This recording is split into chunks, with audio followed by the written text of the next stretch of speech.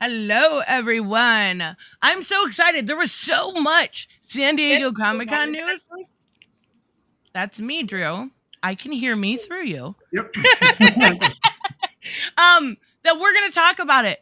I'm probably going to have to leave this one to kind of the live action stuff, and then maybe we'll talk about the comic stuff more on Tuesday.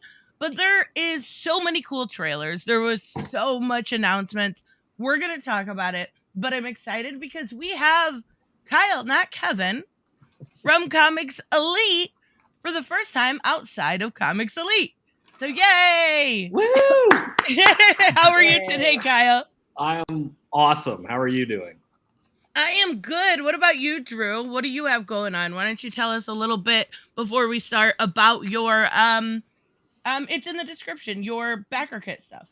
Yeah, so I just recently turned in the final draft for Born of Blood 4. It got the approval, got the go-ahead. We're going to start on the art for that soon. And after that, we'll be starting on Born of Blood 5 coming up. And I haven't told you, Tristan. I got to tell you off air. I can't announce it yet. Kyle knows, but something is in the works. We final talks this week, but big news. But yeah, there's a lot of stuff going on. You can tell me. Well, off stream, I'll tell you afterwards. Yeah. Yay! That's awesome. And make sure you guys check out that link in the description. That is to Born of Blood 2, and you can check it out. Now, Bianca, how are you today? I got COVID. Oh. Wait, really? Oh. Yeah, second time. Oh, how are you feeling? I got the same exact symptoms as I did 2 years ago. I mean, from what everybody would say when they got like their second or their third time getting COVID, they're like, "Oh my gosh, it's a lot worse the second time." And I'm like, I have the same exact symptoms, but because of that ruined my productivity. Is that what you call it? Yeah. I was doing a review for a comic. I was supposed to do 2 reviews. But editing the review gave me such a migraine. It just hurt looking at the screen. And so I did tell you that I was supposed to have a video out on Saturday. And, because of that, it ended up not happening. And now I feel so bad. Now you just need to rest. And after this, of course. and feel better. Did you catch it from somebody at work? Mm-hmm. Jerks. Dang. Jerks. Well, the thing is, like, one of them has like asthma, and he also smokes a lot, so he already coughs a lot. So I couldn't tell the difference, really. Oh no! So he did it on purpose. Goodness. It sounds like. What? That sucks so bad. But yeah. So generally over Comic-Con, we had a lot of announcements. I sent you guys a list of trailers we're going to talk about. Well, we got to start. Okay, I've been dying to talk about this. I love Sandman. I know Bianca knows this. I talk about it way too often to her, like, check this out. But this wasn't necessarily a Comic-Con trailer, but we're going to work it in there anyways. Did you guys see the Sandman trailer for Netflix? Yeah, I saw it. Mm-hmm. Oh my god.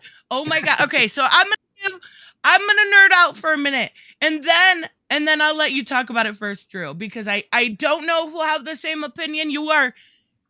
I'm a lot more accepting. I would say, like, I'm very not accepting's not the right word. I would say I'm easier to please. But Sandman, holy fucking shit! It looks like Corinthian is going to play a much bigger role, and I think they're only going through the dollhouse. I'm not sure exactly, but he looks so fucking cool. I'm sorry. I have never been. This is really sad because I was this excited about Jupiter's Legacy too, and we saw how that went. I've never been so excited for a show as I am Sandman, and if this lets me down, I will not have faith in humanity anymore. It's over. It's over after this. They can't let me down. Like, we saw Dr. Destiny, and they're doing. Remember when they did that 24-hour thing with Dr. Destiny? In the comic book series? In the diner? Yeah. Oh yeah, the first arc, Preludes and Nocturnes. Yeah, I remember that. Yeah. Oh my god. It's so fucking crooked. And they're hinting at they're going to do that. Like, I feel like I need to prepare myself for the trauma I'm gonna endure all over again. Like, I can't. Do you think? I gotta ask. We didn't see any hint to it or anything, but there's 2 stories in Sandman that I don't reread. When I reread the story, I skip over it, and that's Calliope and the cats. You know, the horrifying cats where they put them in a bag? Oh yes, I remember that one. Yeah. Yeah. You don't think they're gonna touch those stories, right? Like, You know, I'm gonna say maybe for right now. I'm gonna say maybe, but we'll see. Part of me thinks they could, part of me thinks they won't, but I'm right in the middle right now with that. Is it a bad thing if they do? No, Well, not at all. No. Oh my god, it's a twisted, dark subject matter. It's like, oh my god. But we'll see. Well, we'll see. I'm not maybe right. So what does it describe as a person who hasn't read Sandman? Like how hard is it to digest? Well, like, let's just say if you have an affinity for cats, you may not like it. Cool, so I'll be fine. Yeah, there you go. Bianca, he puts them in a bag. The kittens in a bag. And then he just hits them with it. No, he drowns them. Throws it around, starts using dumpsters on it. Bianca goes so dark. It's like Austin Powers, where what's it called? Austin bags Mini-Me and just starts throwing him around. Yeah. Yeah, something similar. And I can guarantee, I don't know how they would do. Okay, maybe I could be okay with that. How would you make the Calliope story for 2022? I honestly don't know. I honestly wouldn't, with the way how quick to critique people are, especially on social media. I don't know. Kyle, what do you think? Yeah, it's a good question. As far as Sandman, it's one of those stories that I stayed away from forever. And Sean at the store, he's obsessed with Sandman, and he wanted me to read it. And so I've read book 1, Preludes and Nocturnes, and it's good. And I started reading volume 2, and I'm just like, this is just it's a lot. I mean, it's a lot. It is. It's tough to read, and it's one of those where you have to have everything turned off. I had to be sitting in the dark with a lamp on and being like, I'm going to shut out the world and I'm going to try to read this. And it's very difficult to read at times. And it's heavy. Very, very heavy. Very heavy. Mm-hmm. But it's good. Yes. So I don't know how to interpret this. It's one of those, it's like Watchmen in the sense, like, is it even possible to do it without angering some type of fan? And how do you make it adjustable to the average person? Ooh, it's tough. I don't know if that's possible. I don't think it is either. I don't think you necessarily would want to, because that's what's so great about Sandman is it is so different, and there is heavy subject matter in there. But like for me, the Calliope story, I'm not gonna lie, I love Sandman. I don't want to see that story live action. I don't. I don't want to see a fairy get assaulted. We'll say assaulted over and over again because she inspires. No, I'm good with that one. Let me get this super chat, Robert. Yes, I did see it. I apologize. I'm home from my Delaware, Washington, DC trip, FYI. Awesome. I hope you had so much fun. That's so cool. Thank you so much for the super chat, by the way. But yeah, I really, really am excited for this. I think Drew's right. I think with the modern day, that is the story you just stay away from. And it does look like they're trying to update some stuff. I know there was a huge backlash with death casting. Oh, it's understandable. It's very much understandable. The backlash or the race swap, so to speak? Which one? Well, both, I would say. Because we see, I think it's issue 7, we actually see Death become, he's a black man. So it's not like there's not any precedent in the comics of them being, they're a different color. They're white so they can take, she's Death. When she comes to you, if she were to come to me, she'd be white. If she were to come to somebody else that's a person of color, she would be black. So I don't know if what you're more comfortable with, yeah? Yes, exactly. Oh, I saw this on the Twilight Zone. The Twilight Zone, you freaking nerd.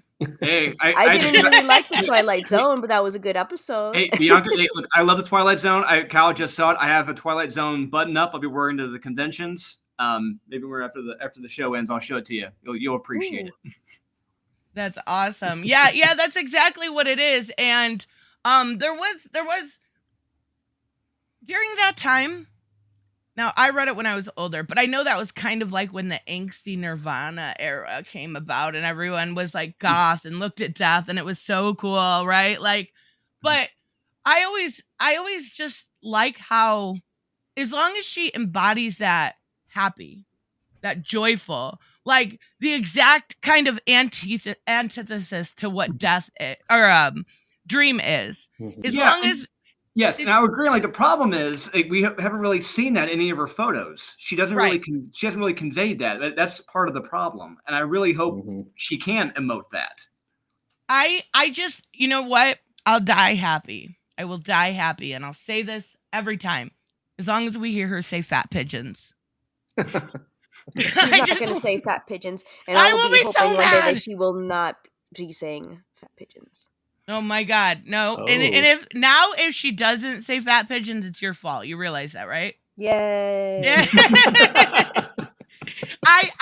I hope this is good. I know it wasn't a Comic-Con trailer, but I wanted to talk about it. Like, I know you guys have been reading American Nightmare. What do you think of that? It's good. I read the latest issue. It's good.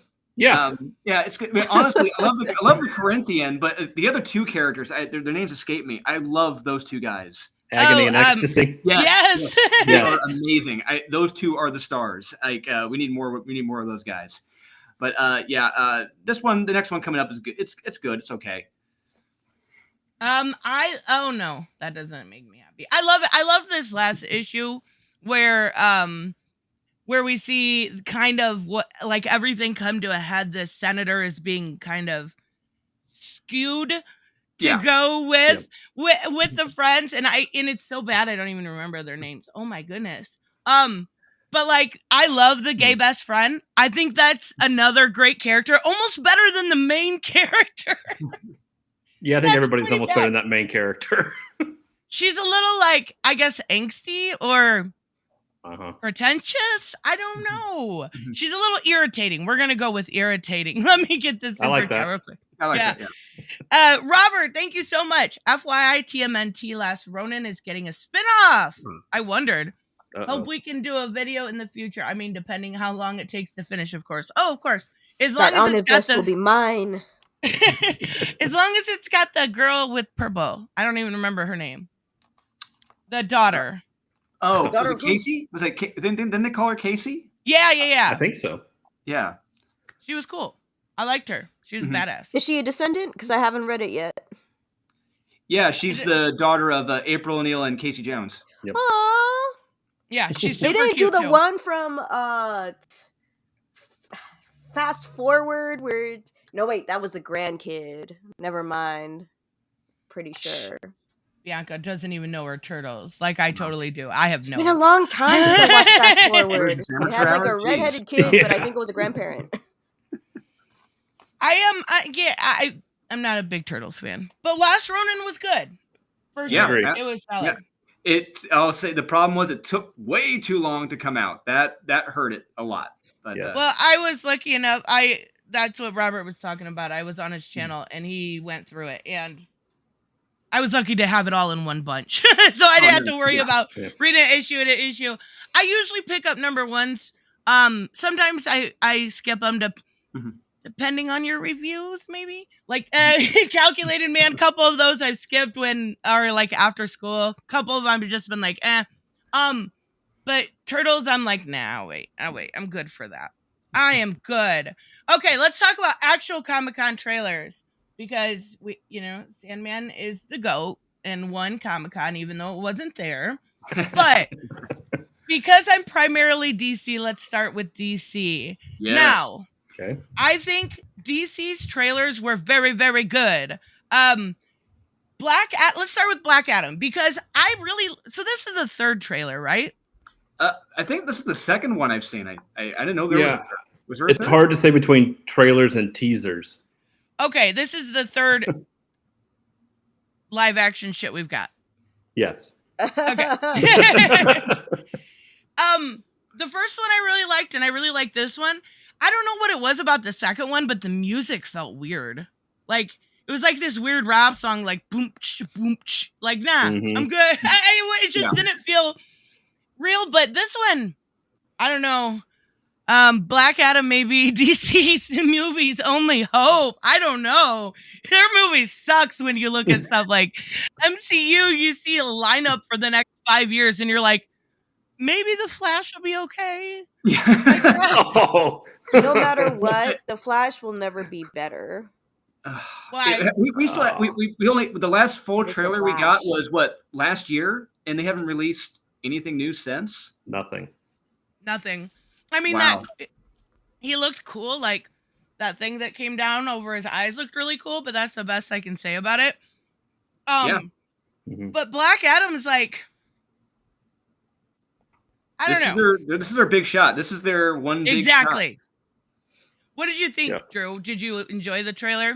Oh, what capped it off, what made me enjoy it more was seeing The Rock there at Hall H dressed as Black Adam on stage. I'm like, yes, I hadn't been that pumped since I saw Tom Hiddleston dressed as Loki for the Avengers announcements in Hall H. It's like, that's how you sell a movie. You want to sell me on a movie? Yeah, get a star there, have him dressed in character, boom. So I am sold on Black Adam. And this trailer I felt was better than the previous one, because the previous one I felt was too silly for my taste for a Black Adam movie. Yeah, maybe that was it. Yeah, this one felt more in tone with what I wanted to see, more serious. Yes, I wanted a serious Black Adam film. And hopefully, look, I'm a big Black Adam fan. Kyle knows. And I really, truly hope that they stick with him being an anti-hero, not being the hero. And I really hope by the end of this, like, there's a twist, like he is the anti-hero. He tells the JSA, get the hell out of here. This is my country. And we just see him like looking over the country, flying over it, like, yeah, this is all mine now, or something like that. Let me get this super chat. I think you're right. The shot of Dr. Fate trying to stop Black Adam was so good and visually stunning. Yes. Yeah, the Hawkman scene with him. Hawkman. Yeah. I like gasp. So big. The Rock is, and I was afraid initially The Rock was going to be playing The Rock, right? But I finally feel like he's playing Black Adam. I finally feel like he understands this character and what he is. Thank you so much, Jaden Whedon. You're absolutely right. But you're right. I want to see the anti-hero that is super nationalistic, that wants to say in his main concern is conduct. I don't mind him teaming up with stuff, but I would like, and we kind of got a shot in the beginning that maybe led me to think we're going to see Osiris and Isis later on down the line. That would be amazing. Yes. Yeah, I would love that. That would be so cool to have him stay in conduct and actually have like, I don't know if it's just my love for 52, because that's amazing. Yeah, it was, no, you are 100% correct. The 52 series with him, it was amazing. Building his own family, defending the country, and then him, spoiler alert, losing the family after that. Right. That was incredible. And I really do truly hope we get that in this. I don't know necessarily that they can do all of that. Like this can be no. But like I say, like if this is successful enough, and we do get the extended family, we do see the building up of the family, and then the tragic fall after that. That would be awesome. Like 52 was so good. Absolutely. Every story in line in that. Like I would love to see something. Those are all like, in a weird way, like B characters. Not that Black Adam is, but you had like Renee Montoya kind of in the. Yeah, well, you had Renee, The Question, you had those kind of Booster Gold, but they were... And don't forget, John Henry Irons, his story was amazing, taking out Lex Luthor. It covers drawn by J.G. Jones. They were amazing. Loved it. It was like the perfect way to elevate lesser-known heroes. Yeah, that was the perfect series. Look at the pros who worked on it. Look at the writers. It's a who's who. The murderer's row of writers at that time working on it. You had Mark Waid, Grant Morrison, Greg Rucka, I think Jeff Johns and Keith Giffen. I think Paul Levitz too. Like it's like you got the top notch. You got the best of the best working on this. This is amazing. Mm-hmm. Yeah, and okay, I love Cyclone. Also, I love the JSA stuff. Yes, So we got a little bit better of a shot in this one of her, and we got a little bit in the last one of like her moves, like what she's going to do. Mm-hmm. But I really want to see her wearing a witch hat. I really want some like I red and white clothing. I wanted to see that witch clothing that she made. You know, like yes. And I want to see more than that. I want to see the personality of Cyclone, because when we're first introduced to her, she's fangirling out over Power Girl and I forget who else, but like she's just going on. You see this huge, massive word bubble that has like 100 words in it. She's just going on and on and on, not stopping. And Power Girl and the other one are like, what the hell is wrong with her? And it's just she's a fangirl, and like, I really hope we see that personality come out in this.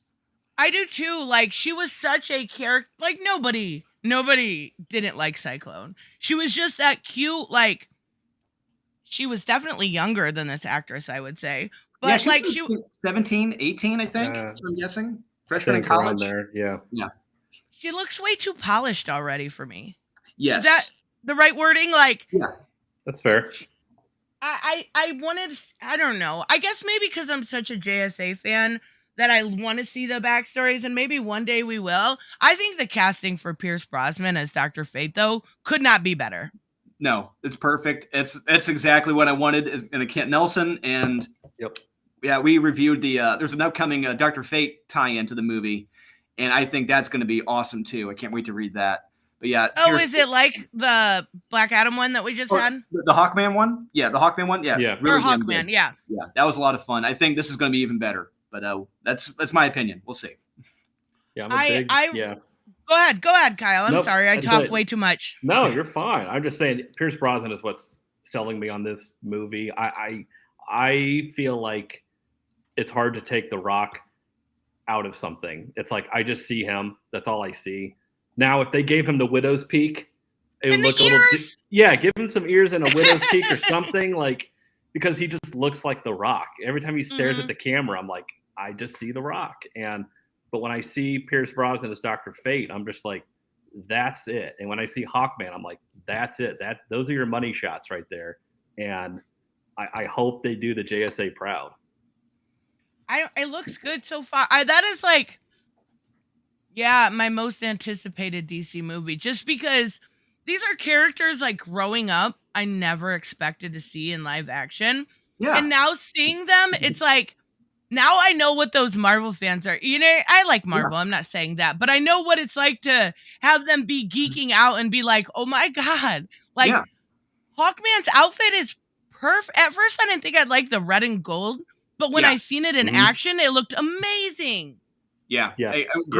Kyle knows, growing up, I loved Zero Hour. I was all about Zero Hour, and that's when I fell in love with the JSA. And it started with Smallville. We got to see the Golden Age Sandman on Smallville. And I forgot about that. Yeah, and now in the movie we get Atom Smasher, we get Dr. Fate, we get Hawkman. It's like in a Hawkman is actually going to be using his wings, unlike in Smallville, which is great. But he was such a dick in Smallville. That's Hawkman. That's who Hawkman is. Hawkman is a dick.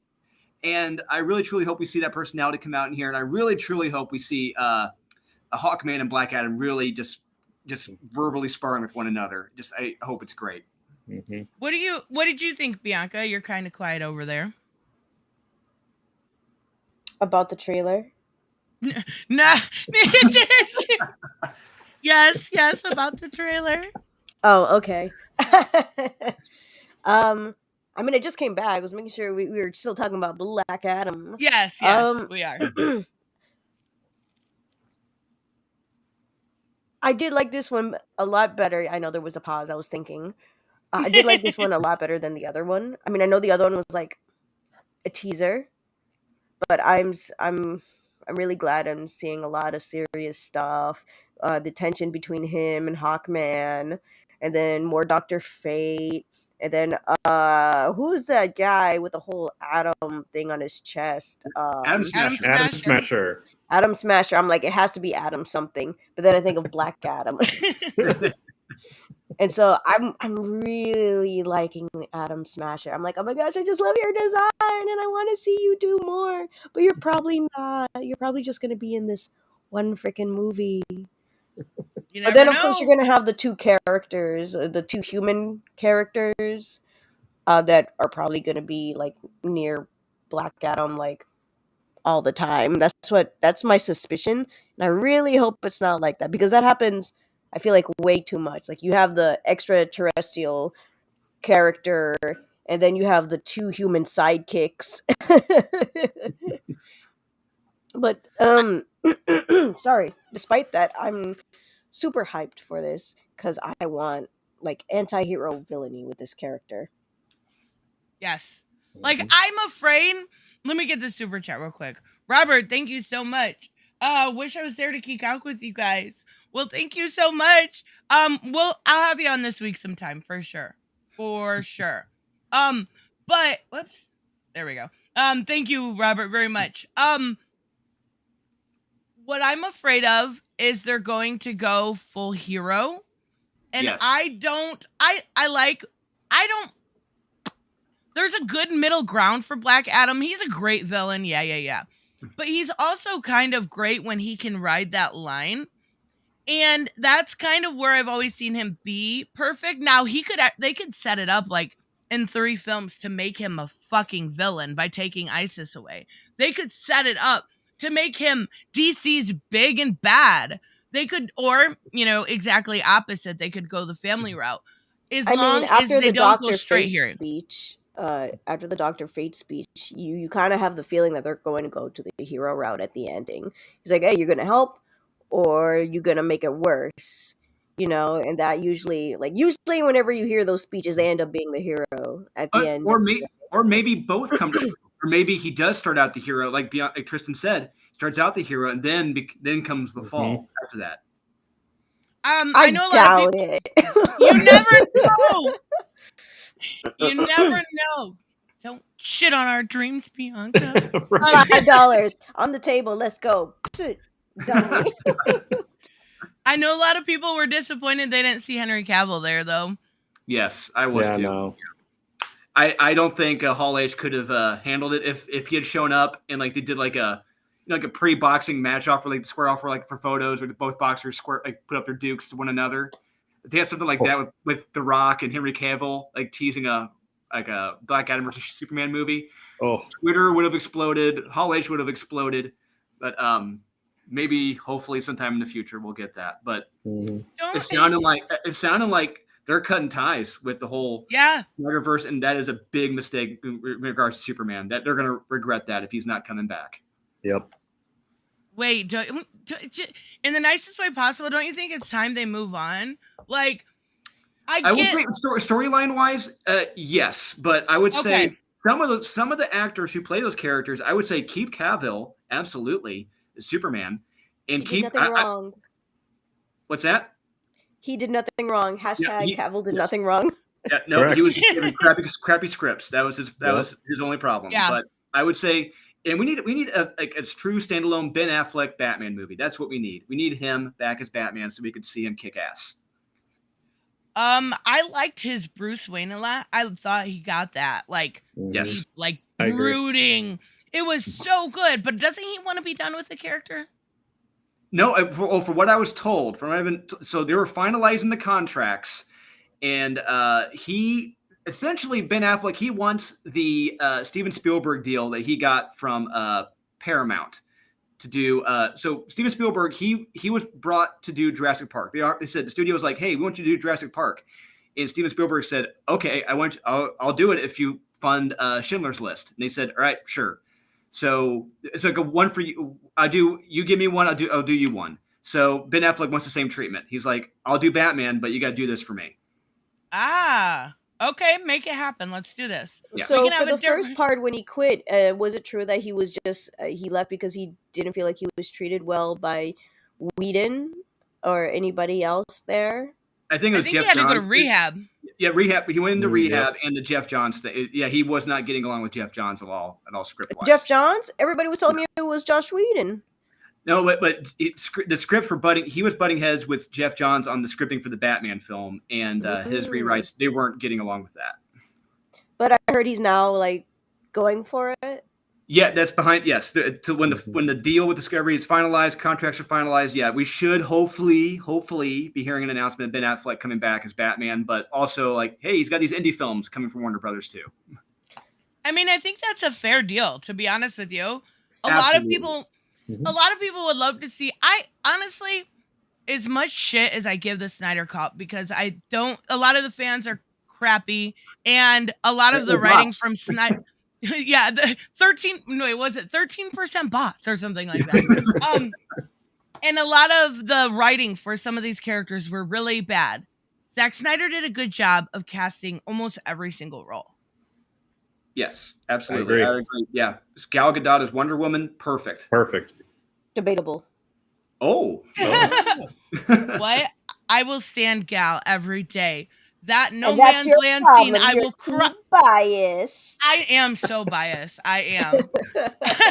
What sold me on Gal Gadot in BVS was when it's like that final fight with Doomsday. She gets knocked to the ground by Doomsday. You see her smile after she got hit by Doomsday. Like, yes, that is Wonder Woman. She loves getting beat up. She loves fighting. She's going to fight Doomsday to the death. Loved it. She was just terrible in her own movies.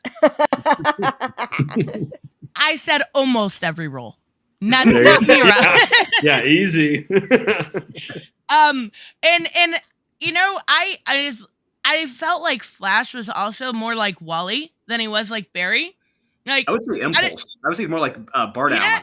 Ooh. Yeah, well, you kind of a little less ADHD, but yeah. Yeah, he just, I don't know if it was how he was. It was probably how he was written, because I do think Ezra is a good actor, but like, he also did not feel like this super serious kind of vanilla Barry that we normally get from him. Yeah, Barry Allen is this very straight-laced, by the book, police procedural crime scene investigator, and didn't get that at all from him. No. Too manic. No. And then, yeah, I mean, look at even Aquaman. To be fair, Jason Momoa made Aquaman cool again. Yes, he did. Kyle even knows I'm a big Aquaman fan, and I was reading Peter David's run. Yeah, too big of an Aquaman fan, and that was what I wanted from an Aquaman film. And I'm one of the few. I enjoyed Aquaman. I love that movie, and it was the middest movie ever. It was so good. I loved Aquaman. It was good. It was not bad. We got to see the trench. That was a great scene. And finding through the trench. It just felt like filler to me. A lot of it was like so much filler. And I'm like, okay, you can cut this out. You can cut this out. You don't need this scene. I would say I don't even maybe remember the desert anything. scene. I would say maybe the desert scene you could probably gotten rid of. But the stuff with Black Manta, I love the stuff with Black Manta. That was amazing. Good. I don't even remember that. What? Wow. Like, that's how forgettable the movie is to me. They got Julie Andrews for that and not Mary Poppins too. So they did such a good job. Like, Aquaman was always kind of the butt of every joke. And when you're able to take a character that is literally like, oh, he fucks fish kind of guy, and to make him actually like, everybody's like, I want to go see that movie because Jason Momoa looks hot and this looks interesting. Yeah. That's pretty big on that. So yeah, Zach only miscast a few people. I don't know that he did all the casting, but I'm just saying, like, we got a pretty good cast of characters. They just need to actually do something. Yes. Yeah, like Henry Cavill. Henry Cavill just needs a good Superman script, and I feeling like he would stick around a lot longer. And they're going to regret the day if he does not come back. I guarantee it. Yes. Yeah, he looks like Superman. He looks like Yes. Like, it's awesome, but come on, do something with these characters. Like, that takes us to Shazam, because Shazam, starting with the first movie, when you watch that movie, you know that like rising, happy, aspirational feeling you get at a good movie. Mm-hmm. That's what you got from Shazam. That's what we should have got for every single Superman movie. Yes. So, just kidding. Bianca hates everything. I was gonna say just No, contrarian. This was expecting Kyle to be like this, but holy crap. Oh, just Shazam wait. was actually one of the better movies that I actually enjoyed. The problem for me was that I was looking at the wrong material going into this this Shazam movie. I was too busy looking at the New 52. So I was Yes. waiting for him to get a twin sister because I have a twin sister. And so I'm like, yo, let's go. And then I see these adopted family and I'm like, screw you, buddy. You deleted the twins. Yeah, I hate I'm a so big fan of the much. pre-New 52 stuff for Captain Yeah. Marvel. He's still Captain Marvel. I'm still calling him Captain Marvel. But the Jerry Ordway stuff that he did was amazing back in the 90s. And I would say I loved most of the film up until like near the end when we got the Shazam family. Like it was nearly a perfect tonal film for me for the Shazam. Like this is what I wanted, like the movie big but with superpowers. Yes. Just yeah. It was so good. Let me get this super chat real quick. Robert, thoughts on Time King / Josh Adams, Neil Adams. Oh my God. That was so freaking moving. Is It that was the one you put in the so community good. post? Yes. Oh, that looks nice. I wanted to cry while I couldn't even read all the words, but I'm like, oh, this looks so wholesome. DC does so good with their tributes, like their stuff to everybody. They do such a great job, and that one was so well done. It was just sweet and wholesome, and that was kind of awesome. Also, what was it? Kevin Conroy's story in Oh the my God. Pride anthology. Yeah. Yes, yeah. That was the best. I mean, Kyle and I said our piece about it, but the Kevin Conroy story was the best part of that. It's a very it was so sweet. Yeah, it's a very dark story when you read it, but yeah, it is. But it's also very like it shows what he had to overcome, and it's sweet, and it's something I didn't really know. Like I knew he was out, but I didn't know he had so much trouble. It's Kevin Conroy. It's it's Batman. Yeah, but like you said, like you put it in that time and place in the 80s and 90s. Yeah, it was it wasn't an easy time. Nope. And then they also had that one and I was actually like, how did this not win an Eisner? The tap tap tap. Oh, don't get me started on the Eisners.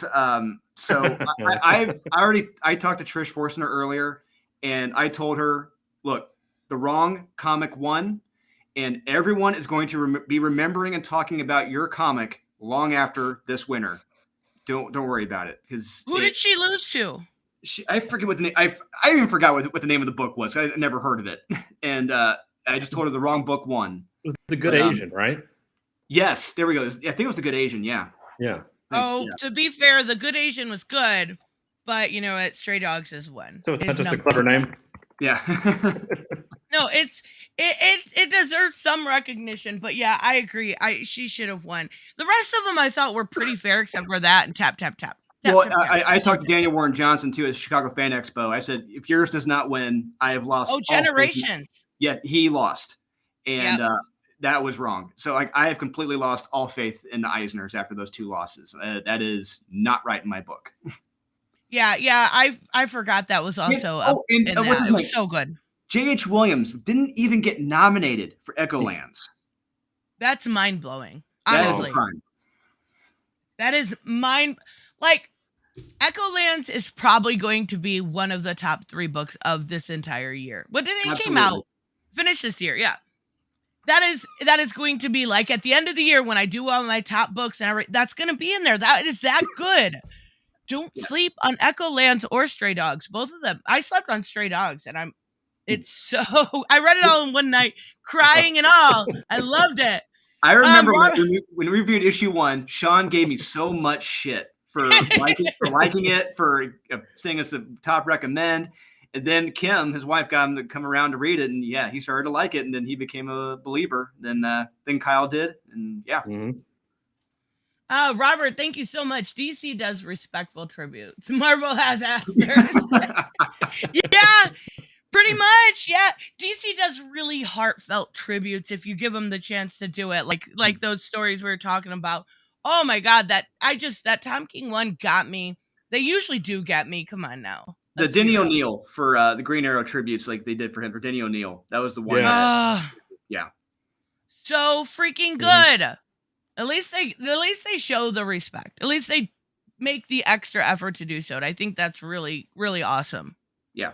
And it's not just that with after post-mortem, but like, I mean, royalty wise, they treat their writers and creators way better. Yes. Yeah. Marvel's like, fuck you guys, work for hire. Goodbye. That mouse is a greedy bastard, you know? Yeah. Hey, they got a lot of debt, all right? Yes, that is true. Like, come on. And I was talking to, I think it was Jeffrey Thorne about this. Just giving 1% would make all the difference to the creatives in the world. All the difference. And they don't care. No. Not even a little bit, jerks. Anyway, so back to Shazam. Sorry. We got on tributes, but so Shazam was such a, like, it reminded me of that feeling you should get from a Superman movie. And this one, I didn't think looked as good, but I still like Zachary Levi's positivity is weirdly infectious. It's good. That's what I want. That's how it should be. That's exactly he is playing it correctly. And it's like, holy crap! Like, I know we've seen that scene before where they all yell Shazam and then the smoke and then they walk out as adults. But like seeing that scene was like goosebumps. Like I love it. But does anybody know when it comes to Mary, is it the same actress for young and old? No, it's not. They had to recast because I think the one actress made some comments on social media. Shocker. And recast. What? Why? Okay. That didn't take long. All right. Thank you, Twitter. Yeah. Twitter was such a fucking mistake. Such a mistake. A mistake upon humanity. During the Twitter Q&A, Sean Gordon Murphy said DC pays better. Oh yeah. Absolutely. I think that's pretty well known. Like, they don't unfortunately, I think they are losing Sean Gordon Murphy, but they want to keep him around as long as humanly possible. Like, I'm going to say, like, I talked behind the scenes with some people that he's friends with and heard about proposals that he had submitted that no phone calls were returned. And it blew my mind. And if he does leave, I do not blame him at all. I hope he does, because he'll be much more successful on his own. And I heard something, I don't know if it's true, that he may have the rights to Zorro now, or like a right. That's what I heard too. Yes. I'm like, F and A. We get a Sean Gordon Murphy Zorro story. Take my money now. Yeah. I heard he's doing a crowdfunding for it. I heard, that's so weird, because I did hear the exact same thing when it came to him, that this White Knight, this universe is going to be coming to an end. There might be somebody that takes over. Which is not right. It is not right. Wrong. Yeah. We're talking about Sean Gordon Murphy now. Yes. Does he has work in Marvel too? No. Oh. So how does he know that DC pays better? Okay, well, right now he doesn't. I don't know about anything in the past. I know you did like all these creators talk to one another. These creators, they tell their page rates. You know, they tell what they make. You know, and I'm sure he's heard what he makes at DC compared to, like, say, Marco Cicchetto on Daredevil, and it's probably not even close. And I would like to see his. So the first crowdfunder he did, I liked. I'm not saying I didn't. Plot holes. But it had a little couple bumps along the road. So I would like, if he does a Zorro project, of course I'm gonna back it. Come on now, let's be real. Absolutely. But like, I hope he learns from the process he had before, because it seemed like he had a little bit of a harder time with it, and he's so talented. Like, I honestly, I don't know that there's a character out there that I wouldn't, just because it's Sean Gordon Murphy, buy. Like, that's sad. But I've got a few of those, and he's one of them. Like him, Rom V. Okay, but it's a short list. So I'm gonna equate it to, like, let's say, okay, let's go back in time to 1990s. All right, Alex Ross and Mark Waid, they have just done Kingdom Come. All right, let's say if Alex Ross had an idea for a post Kingdom Come story, like involving Superman or whatever, and expanding the universe, and DC never returned the phone call to Alex Ross. Can you imagine that? No. Not and then. I will fire everybody. That's right. Where's my shotgun? Whoa, Bianca's getting. There we go.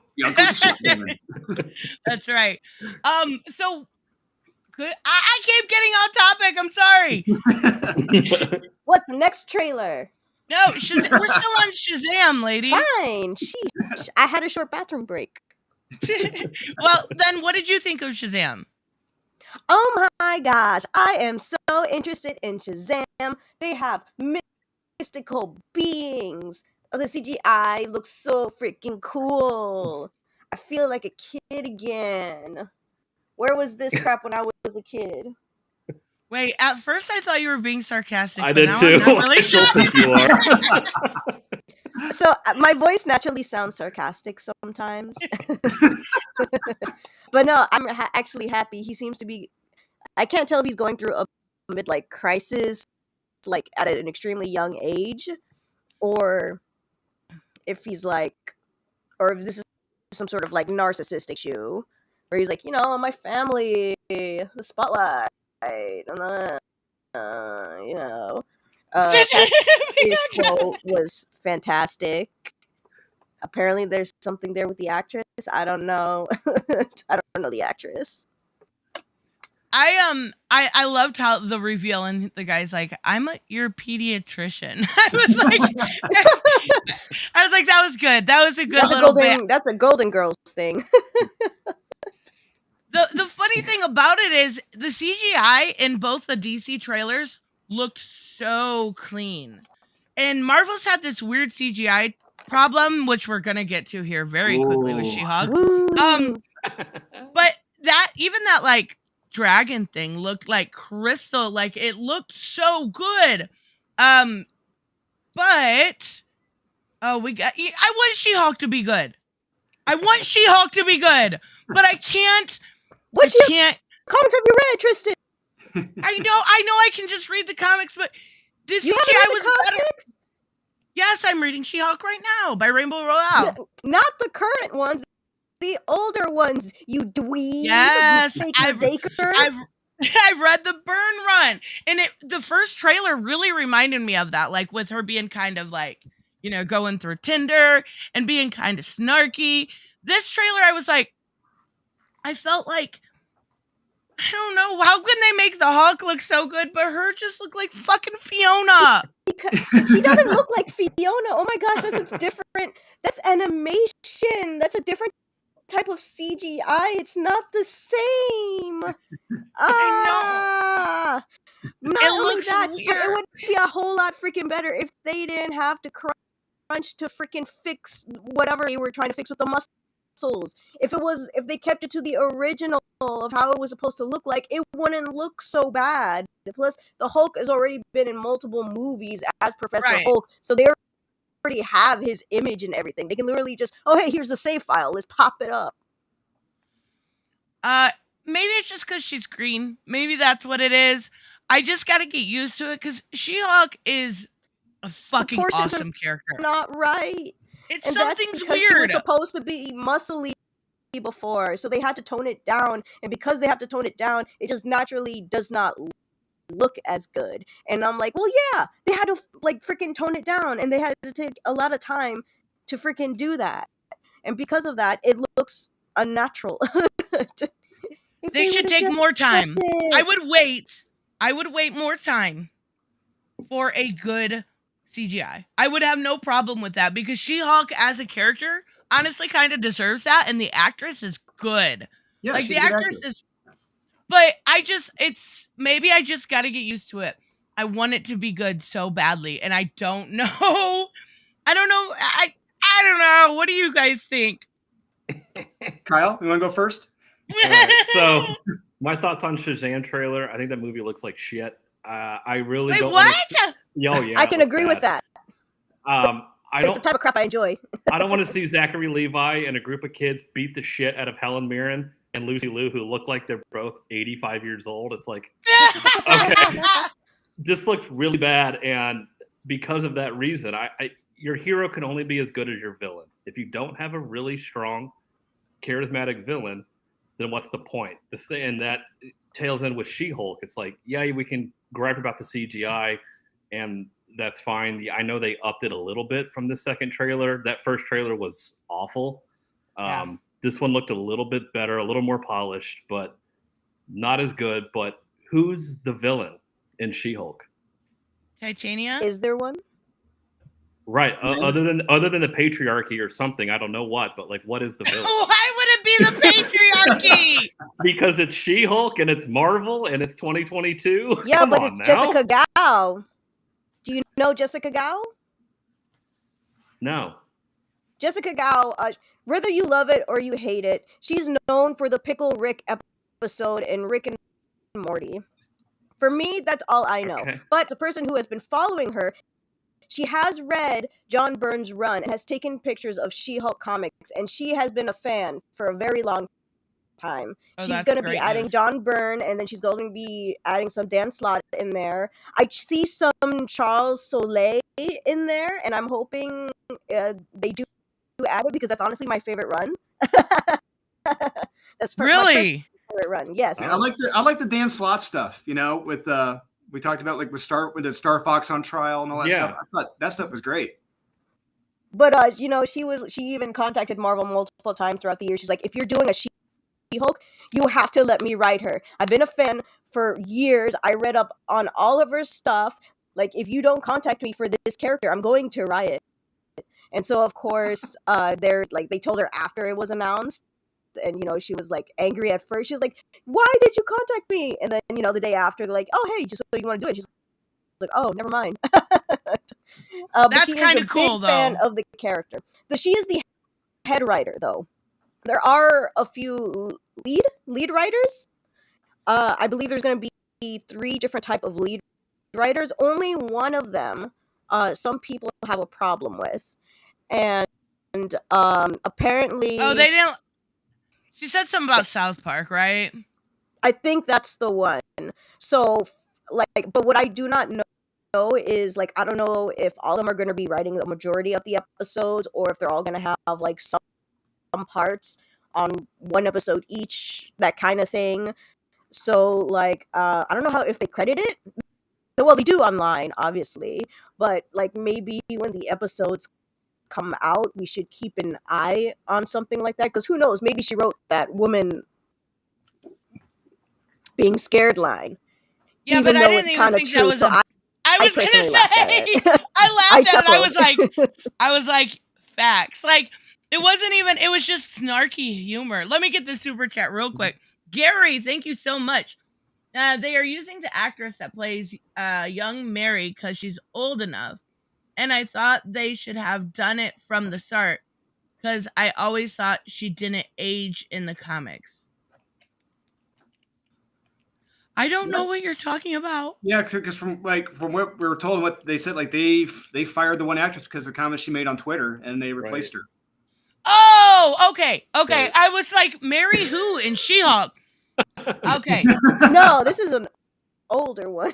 Okay, I apologize, Gary. Okay, all But right. I'm so That makes a lot more sense. sorry. I don't mean, I'm not doing this to be mean. Like, I've just been keeping track of the whole She-Hulk stuff, so I'm also keeping an out for that lead writer, and hoping that whether she doesn't do a lot of some of the episode writing, or that it's not as bad, at least, because this is a professional setting for Marvel.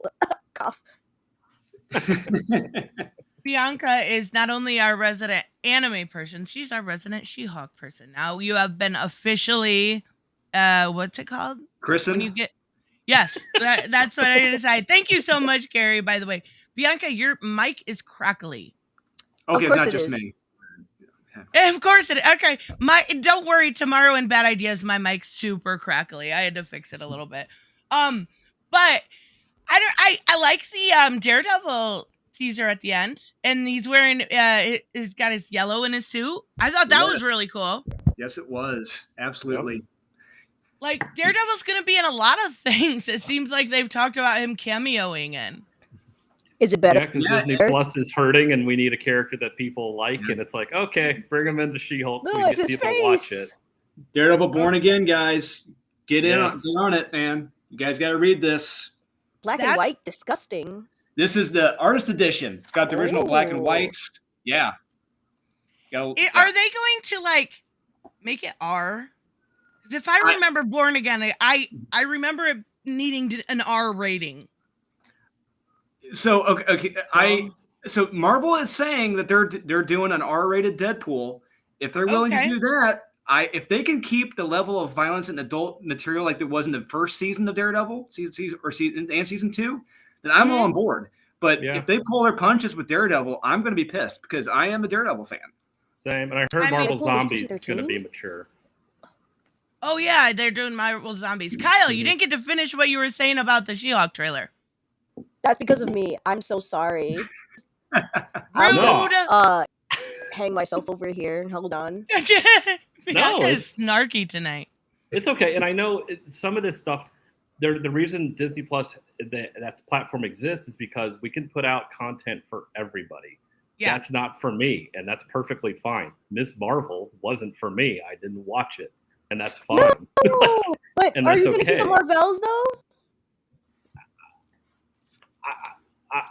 Probably not. I still haven't seen Captain Marvel. I didn't see Captain Marvel. I didn't see only Marvel movie I haven't seen.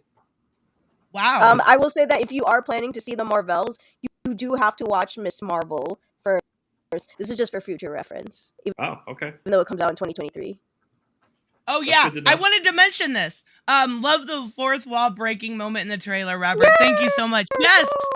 I wanted to mention that. I love that. That was so good. And her look like, oh shit, I got caught. I love that. Mm-hmm. Yeah. I didn't know SARS was a COVID symptom. It's always evolving, this is the new evolution to the... Yeah, what strain is it now? It's a variant. That's so funny. Yeah, I enjoyed the trailer for what it was. I gotta get used to it. I really do. It's maybe it's just because it's green. I don't know. Thank you so much, Gary. She-Hulk won't go down well. People are already unsure about the CGI, but then they make it worse for themselves by making her a Mary Sue. Wait, what? She's literally She-Hulk. Of course she's a Mary Sue. Not a Mary Sue like the world revolves around her, but of course she's going to be strong. Bruce is trying to teach her, but she's better than him at everything. Okay, so I'm going to explain this because people take stuff from the trailer way too seriously. So there is a shot where he has a rock. He holds it with one hand and he throws it. And then there's the part where she grabs a rock almost with two hands, but she kind of has the whole move where she holds one in one hand, but she extends her arm. When you look at that shot, she's using her full force, while the Hulk, Bruce, he is not using even half of his strength. He is literally doing less effort than a free throw in a basketball court. He just did a flick. He obviously has a lot more strength that he because he's teaching her, he's not going to do all of that. Not only that, but are we forgetting that he's also nerfed because he's Professor Hulk? Which I don't think if the MCU stated that, but it's obvious, But people have to realize that they're cousins. They act like siblings. This is a cousin sibling thing. We do this all the time. Be like, look what I can do. This is Bianca. This is your mic is crackle crazy. Mother fricker. That's snark. She's crackling. I love it. Yeah. Bianca is so serious about She-Hulk. She's She-Hulking out right now. Yeah, she is. Jeez. But I get it. People take stuff way too seriously. Call it, and not you, Gary. I don't mean that. But what I mean, is of course she's gonna be super strong. Of course she's still gonna have to learn. There's that process. But if you're you beating it. Yeah. Yes. It's to make sure at least sound is coming. I don't know when it's gonna crackle again. Snap, crackle, pop, Rice Krispies. But yeah, if you're getting taught by somebody, you that's a sibling or somebody close like that, of course you're gonna have that snarky back and forth. He literally pushed her off a cliff. Yeah. I think it's so funny. I think it's gonna be cute. I think it's very funny that we've been very critical of almost every trailer. and I'm We still gotta be. getting. That's what we do. We're fans. We're gonna critique the Yeah. stuff. I mean, look, not Right. everything is perfect. Not everything is perfect. Of course. Yeah, and that's what I mean. Like, but I'm still seeing comments like the shills are driving me crazy. What? Where? Like, okay, all right, okay, I where? think it's Kyle. Kyle has been shilling for anything and everything. And look, I mean, he's got that stuff. He's got those fancy headphones. That's where the money's going. That's right. I'll Getting take that paid for money your right opinion. here. Take it. Yeah. So She-Hulk, did you get to say what you thought, Kyle? I'm good. I caused enough damage. I think Drew can. Like, the only thing I want to say, I did love the fourth wall breaking thing. Titania to me looks like I like the actress is fine. Jamila Jamil, I believe her name is. But her outfit to me looks like Peggy Bundy. Oh, dang. Oh, that's so Wow. true. Yes. But like, Dang. I don't know what they were thinking. She's a sexy fucking character. Let's be real Yes. here. Yes, absolutely. But who dressed you? I don't know. It's weird. I mean, I guess we're gonna have to wait to see it, but oh goodness gracious, you did not do yourself any favors there with that. Oh, weird. Okay. Let me. You okay over there, lady? My mic was not connecting, Ah, okay. which is why everybody was able to speak because I was so quiet. I want to talk about Wakanda Forever was so, I don't know the word, emotional. It was so, I think I love Sandman. Sandman, I'm not going to be able to say was anything but the best. But Wakanda Forever to me was probably the winner of all these trailers just because of the designs look fucking amazing to me. Like when you see them giving birth to Neymar and he's got your widow feet and his little feet have little like feathers on them. Oh my God. I absolutely thought that trailer blew everything out of the water. And I'm probably going to be alone in this opinion. Who wants to go first? Let Kyle go first. It is stunning and brave. I love the Wakanda Forever trailer. Black Panther was the greatest Marvel movie ever made. And can someone remove the gun from behind him? No, it was funny. So when Black Panther first came out, my sergeant on the sheriff department here went with me, and he was a black guy, and it was so funny sitting next to him. He was watching me watch the movie. And then, like, at the end of the movie, I had to, like, stand up and do a clap because of how great it was, just to screw with him. But, like, I don't know. It's a good trailer. It's cut very well. It was very cinematic. However, The execution. yeah, what's the point? It's like, okay, you have all of these titular characters. You have all these characters that are tangentially around Black Panther. They're beatless characters. Yeah, and it's like, And the Namor design, I think he looks terrible. I don't like it. It's not Namor. Call him something else. Do something else. It just didn't feel. It's like, okay, where do we go? Like, what's the point? We have Ironheart in here. We have Shuri, who's probably going to be the next Black Panther, I'm assuming. Yeah, unless Michael B. Jordan comes back, I don't know. Like, I think he said he wouldn't do it. Yeah, and it's like, and it sucked with what happened with Chadwick Boseman. It's like, what do you do? Just like with Heath Ledger with the Joker, it's like, dang, you really put us in a really bad spot of what happened. It's sad. And what do we do? How do you pay homage, pay tribute, but find a way to move on? It's a no-win scenario. It's a Kobayashi Maru with them, I feel like. So, I don't know. They should have recast? I think they should recast. I think they should. And I think Chadwick would probably want that too. I feel like, yeah, we got to recast. He's such an awesome character. He's so great. And despite what they're doing to him in the comics right now. Oh, I dropped Black Panther, not gonna lie. Is she Yes. crackling now? Yeah, she's breaking up. Oh, Haha, wait. I pass it on to you. Ruda. So yeah, Am I- I thought the trailer was cut well, but I'm not excited about the movie, to be honest with you. Am I crackling still? Oh, better. You're good. Better? 9. Okay. It was because I was bringing this up. Like, Okay. What? I didn't curse. Hooded Justice. Why are you lying? You know I don't curse. Why are you laughing?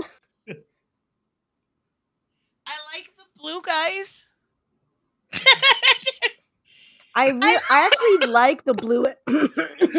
I actually like the blue aesthetic for the Atlantean. When I saw that, I'm like, did they get the Avatar guys? It's what it looks like, Avatar. But they're blue in the comics sometimes. Of course, because it's blue, you racists. That is true. That is, they are blue. I Yeah. think Atuma is blue. Okay. But Yeah. the problem is when you have Avatar came first to mind because we have an Avatar movie coming out very soon, and it's very Right. water centered. So when you see blue guys coming out of the water, it's like, wait, is this an Avatar crossover? What's going That on? would be awesome. I did not like that movie. Why Wow. isn't it? So my one gripe with Neymar, the movie version, is those eyebrows. He needs to work on his eyebrows because the eyebrows for Didn't look Neymar evil are enough. very unique. They got to work on that. I'm actually very happy they went from Speedo to kind of like Trunks. yeah, That's a personal opinion. I think that's smart. That's fine. They're short enough. I'll go with that. Yeah, not bored too much. Drew is so like everything has to be super comic accurate. Not super comic accurate, but at least somewhat accurate. You know, it's like, okay, I can go with the 1980 basketball shorts. Those are fine. Yeah. Princess Mononoke is better than Avatar, even though they're completely different things. I heard that Namor is a mutant. Yeah. Not the first one because it's Miss Marvel now. Miss Marvel's the first mutant. Well, no, she's not the first mutant. She's just the first one that they've talked about. She's not like the first mutant ever. Did you watch the show? Oh, I'm just kidding. No, I just said like I know you didn't. Well, they said she was the first mutant. I'm like, oh, so what happened to Neymar now? So I guess Neymar's not the first mutant now? And it's like, oh, Which wouldn't make any sense because the city of Atlantis, it's ancient Mesosamanian, which is the Aztec, the Mayans, the rest I can't even pronounce, so I'm not going to even try. No one else will. Don't worry. Yep. Good. My family on my mother's side is the Mayans, and on my father's side is the Taínos. Oh, wow. Cool. Didn't they change his? So I didn't understand this because I'm not a huge Marvel person. So perfect people to ask. Did they change his origin? They're got changing the to. location of Atlantis. That's what Yeah. because Okay. it was always assumed like it was in a certain location, like in the Pacific, but now it seems to be more in the Indian Ocean and kind of near South Central America. Yeah. And they've really changed things up. Playing fast and loose. Yeah. Honestly, because I'm not a Namor fan, I'm like, okay, how are you gonna do this? Because I heard that even the actor himself had to learn Aztec language because that might be their language of what they're gonna be of the Atlantean people. Not only that, but since obviously everybody's blue, that means like his mom's probably blue, but the dad's not blue, but he has also a Scottish last name, like Mackenzie or something like that. Yes, yeah, because his origin was very similar to Aquaman. His dad I think his dad was a shipboat captain, but didn't run a lighthouse. So they've discovered his mom found him on a boat, and yeah, there you go, got Neymar. So similar. But honestly, somebody was I follow a lot of people with different opinions on Twitter. Yes, I have a Twitter. Shh, it's okay. One of them said that, they could be doing this as a way to differentiate themselves from Aquaman? DC. Yeah, from Probably. DC's Aquaman. Especially since they already changed him and he's already like Pacific Polynesian, Hawaiian, blah, blah, blah, blah, blah, blah, blah. That kind of thing. But though I don't think I've ever seen anybody complain about Namor ever. Only about like Arthur. Like nonstop complaints about Arthur, and of course you said talking to fish and all that stuff, but never any complaints about Neymar. Yeah, you're I keep right. wondering if it's because he's usually like anti-hero villain, or if he's more interesting, or he's just not as well known. Yeah, no, he. I've always considered him like he's like the Black Adam as well of the Marvel universe. He could go. Yes. He's a character who could go either way, and he's very much like in the vein of Doctor Doom, like we saw in Peter David's run with the Maestro. He will team up with Doctor Doom because it's an advantage to him.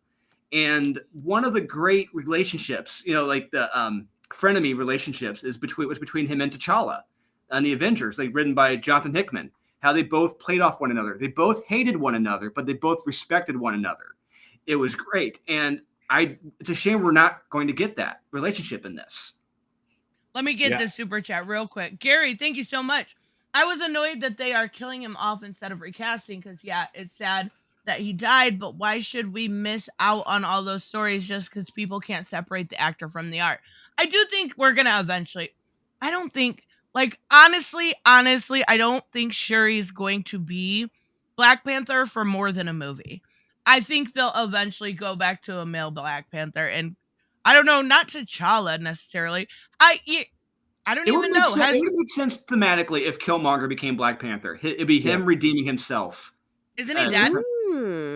Yes. That'd be kind of cool. I did hear somebody else from Twitter saying that like they're like, oh well, if I were to say like the bright side of like not recasting T'Challa, it would probably be like, oh, I'm getting the audience what's it called, like getting used to like grief for not the first time, because I think the first grief was like probably Black Widow, then Iron Man. Yeah. But like moving on and something like that. And I'm like, okay, I can kind of see that. But even I knew that they weren't going to recast. Maybe if they gave everybody the idea like years ago, then maybe. Because, after he died, that's when everybody started doing that. And I'm like, oh, you guys are probably too late. That was like a... thank you so much, Gary, by the way. That was a heart-wrenching death. Like, nobody saw that coming. He kept it quiet, and that was really sad. And I think for one movie, I don't see an issue with it. Marvel does this thing where, especially in this last phase, everything like, oh my god, somebody died, haha, joke. Like, they don't actually have any... It's so comedic in the last few shows and movies that it's like, it's okay to have a little bit more serious of a tone for this, to have a little bit more actual like stakes and gravitas, and be more serious. I think Ryan Coogler can do it. I really do. What I want from this movie, I want a full-on war with Atlantis and Wakanda. That's what I want to see. Yeah, let's go. War never changes. Yeah. That's what full-on combat and war. That's what I want, and I don't think we're gonna get that. No, don't say that. I want it. Do I still sound sarcastic? Yes. So always. Let me introduce myself. I like violence. I've always been into violence ever since I was a little kid. I went to Blockbuster. I got a Strawberry Shortcake DVD. My dad made me watch it first. After that, my brother and my dad were watching this movie they got from that Blockbuster called Three Ninjas Kick Back or something like that. And I was like, what was the crap I got from Blockbuster? This is insane.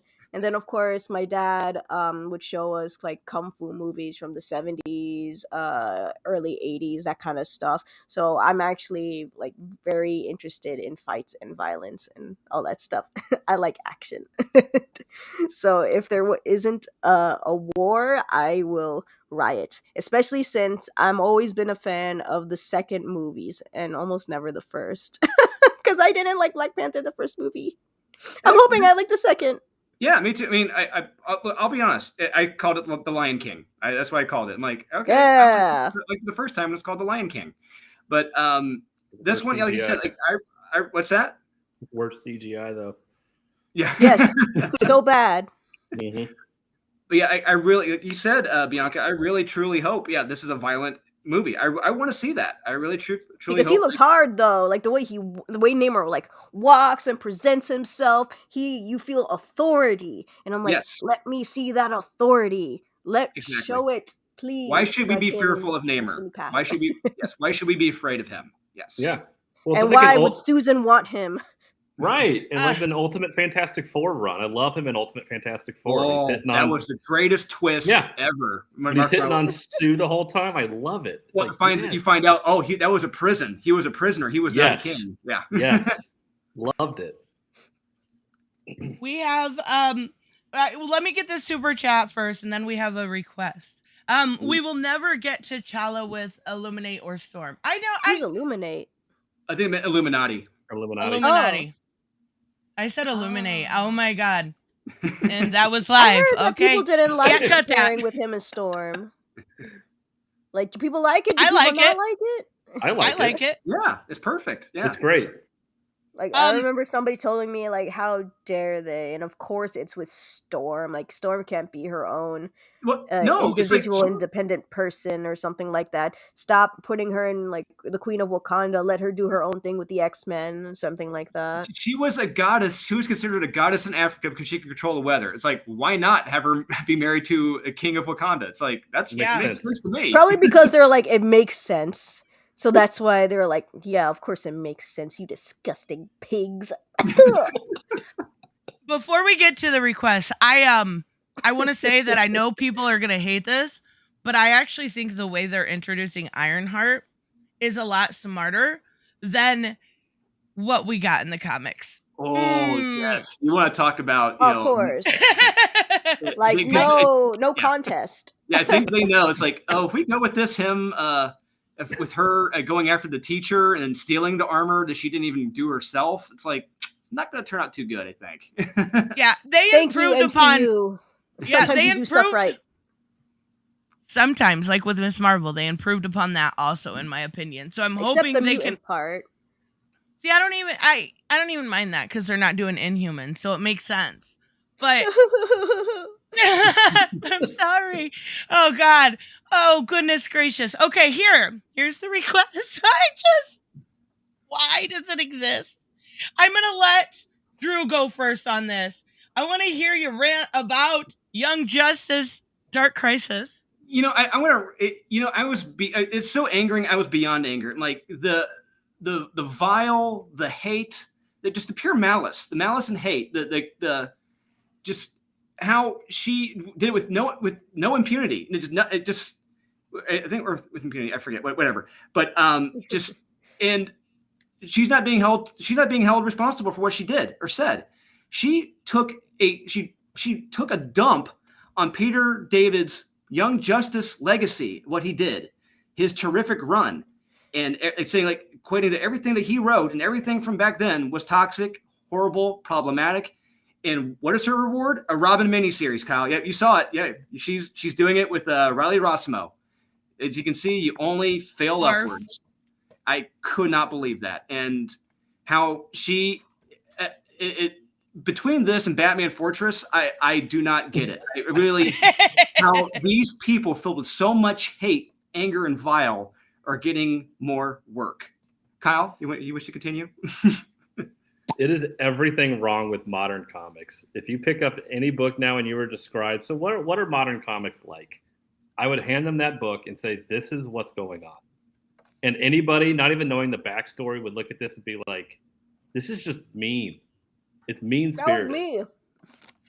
Yeah, it's just because I don't read. I don't know anything about Young Justice or the older characters. Is her name Sissy or Cassie? Some people said Cassie. Some people said Sissy.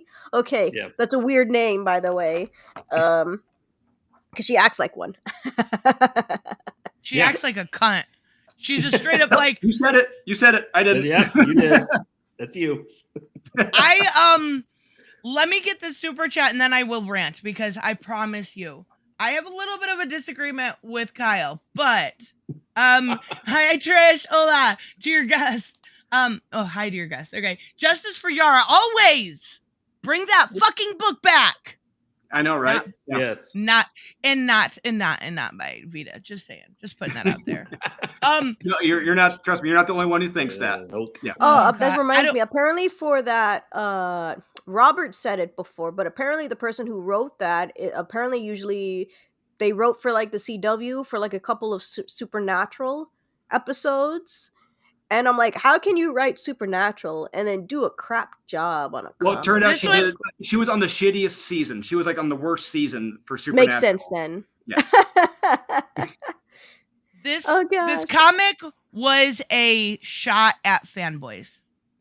In a nutshell. Oh, girl. Fanboys, because I'm in my late 30s.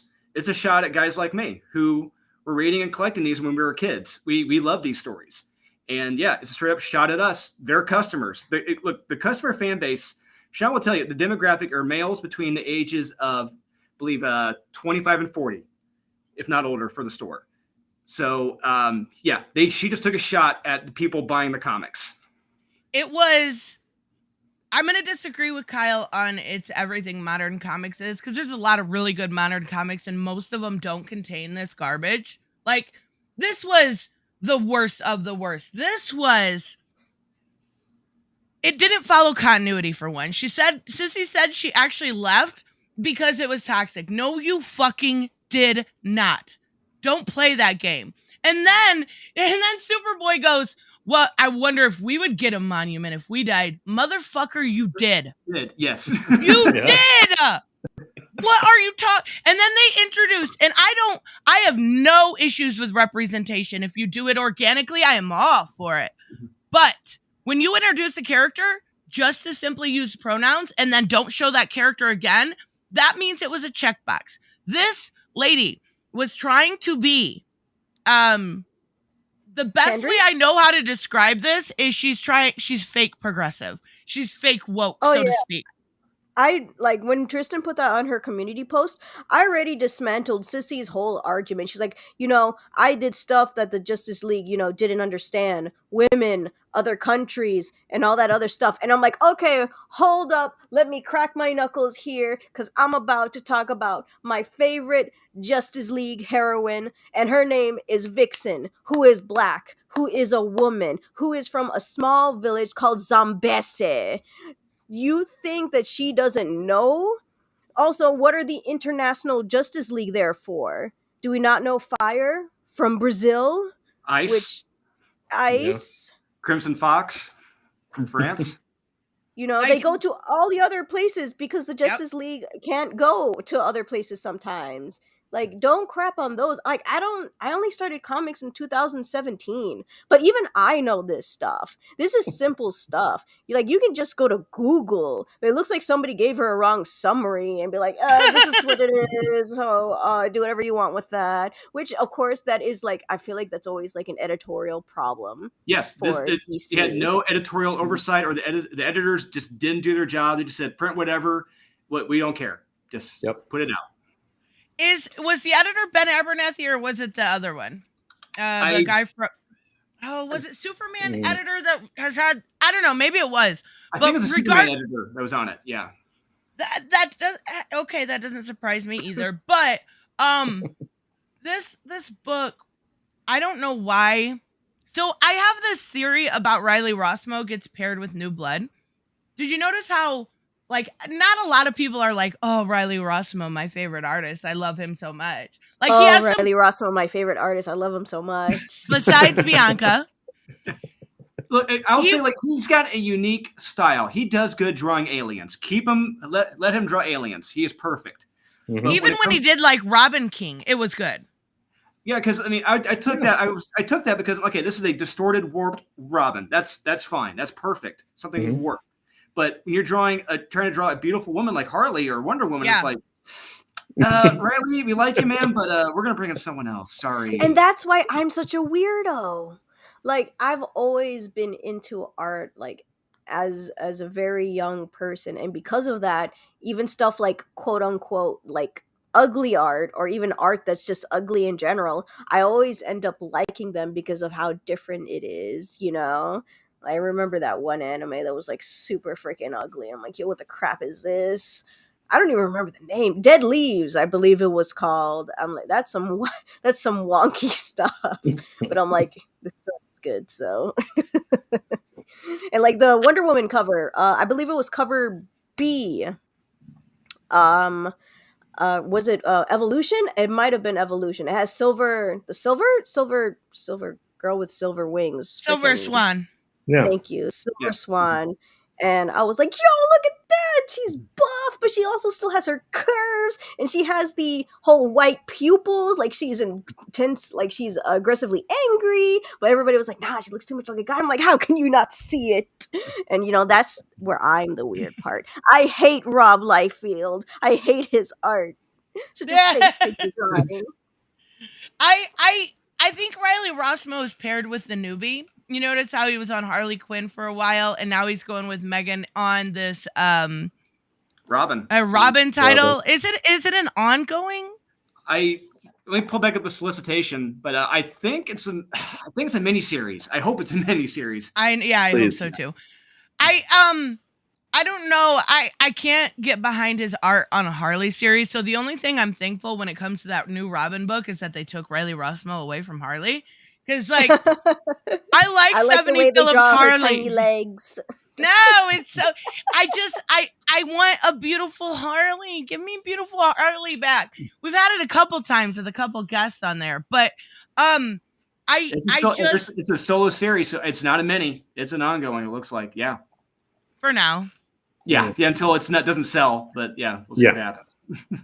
And I actually gave Megan the benefit of the doubt when she wrote that, 3-part mini in Urban Legend, because it wasn't awful, and it kind of introduced Tim as being out as like, hey, this is just one date, let's see what happens. It wasn't like, I'm in love with this dude, let's move in together and let's do it. Like, it was just one date. It was fine. Then she did that Pride special, and Stephanie's like, oh my god, I'm so happy you ghosted me for months and broke up with me through text, but let's hugs it out. What? I wonder if the webtoon did it better. I'm still behind on it. I'm almost there. But I saw Bernard's face, and I'm like, oh, are they gonna do it? Are they gonna say something? What's Stephanie gonna say? Oh my gosh! Of course, Webtoon's gonna do it better. Of course they are.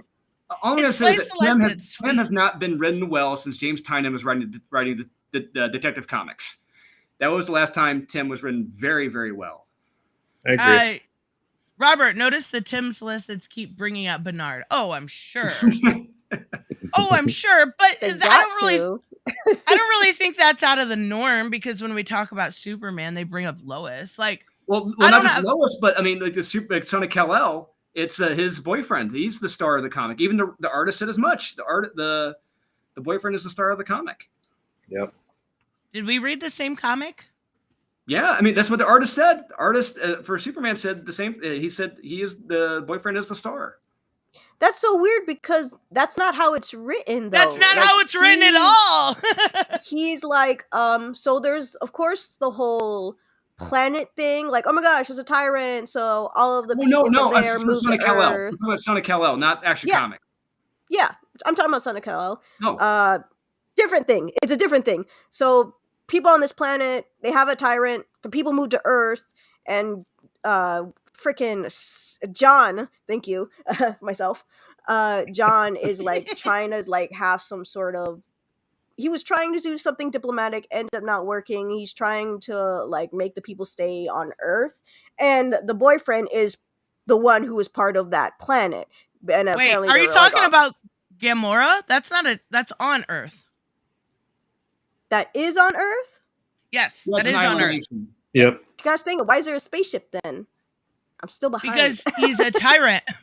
Because he's psycho. But I don't know why the artist would say that. That's very weird. He's like, there's two stories, and like the boyfriend is like the sub story, I guess you should call it. Yeah. I mean, he's not even on every single issue either. Yeah, I know people hate it. I know people hate it. I like understand why people hate it, but I just like it. I like it too. Like, I have been known to like trash writing sometimes. Kyle, Son of Kal-El? Greatest book. He takes hard, it into the yeah. bathroom. He takes it into the bathroom, and he doesn't come out for after an hour. It's amazing, you know. Yeah. Hey, what I do in there is my Comic business. too. Yeah, it's my business. Oh my gosh. I don't hate it. I like it. I actually think it's a pretty decent book. There is a lot of there is some social commentary in there. That's not debatable. Some come on now. Okay, like every other issue. Every other issue. I'm not gonna lie, I loved, and this is probably just my politics showing through, but I thought it was hilarious that the bullets had thoughts and prayers on it. Like, I know just from watching you, Kyle, that you get offended at God stuff. Like, I know that, but I still found it hilarious. And I find it hilarious that, what's that book you like, Drew, where he's like Jesus? Oh, like Loaded Bible. Loaded Bible. Yes, I find it hilarious that, like, I can see the funny in that kind of stuff and the fun in that kind of stuff, but I found it's a farce. I mean, it is an absolute farce. You have a clone of Jesus in the future fighting Dracula at sold. Take my money now. It is the only religion you can do that with, and everybody is okay with it. That is completely true. But the Bible did say that that religion will be the joke forevermore until we die, until he comes. So it's something I've gotten used to since I was a child. See, I just think if you're going to make fun of one, make fun of all. Yes, but there was actually it's the predominant religion. What was that? So? I mean, fair. Go ahead, Bianca. There's I'm not sure if you guys know him on YouTube. There's a YouTube channel called The Mythology Guy. Oh yeah, I subscribed to him because of you. Yeah. Because I sent you some, right? Or were you already subscribed? Yeah. No, okay, I subscribed because you sent it. Yeah. So he was doing mythology is his game, you know, and he will do like religions as well. And he did one for Jesus, and I found it super freaking funny.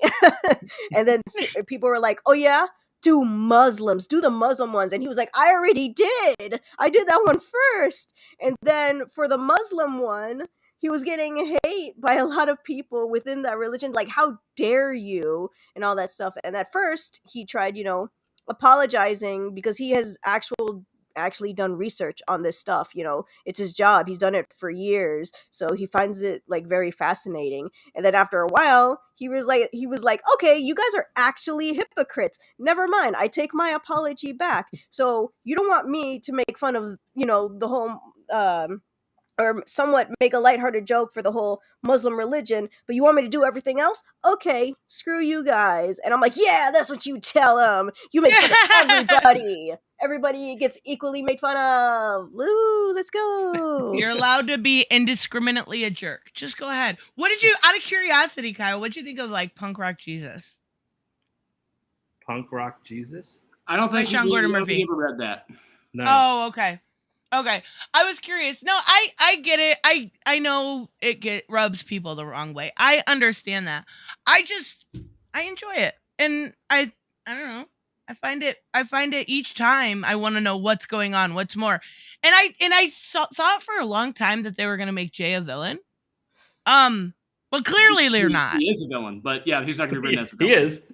Wait, how is he a villain? Oh, it is going down. How is he a villain? Did you not see what he did to the senator in the Capitol building?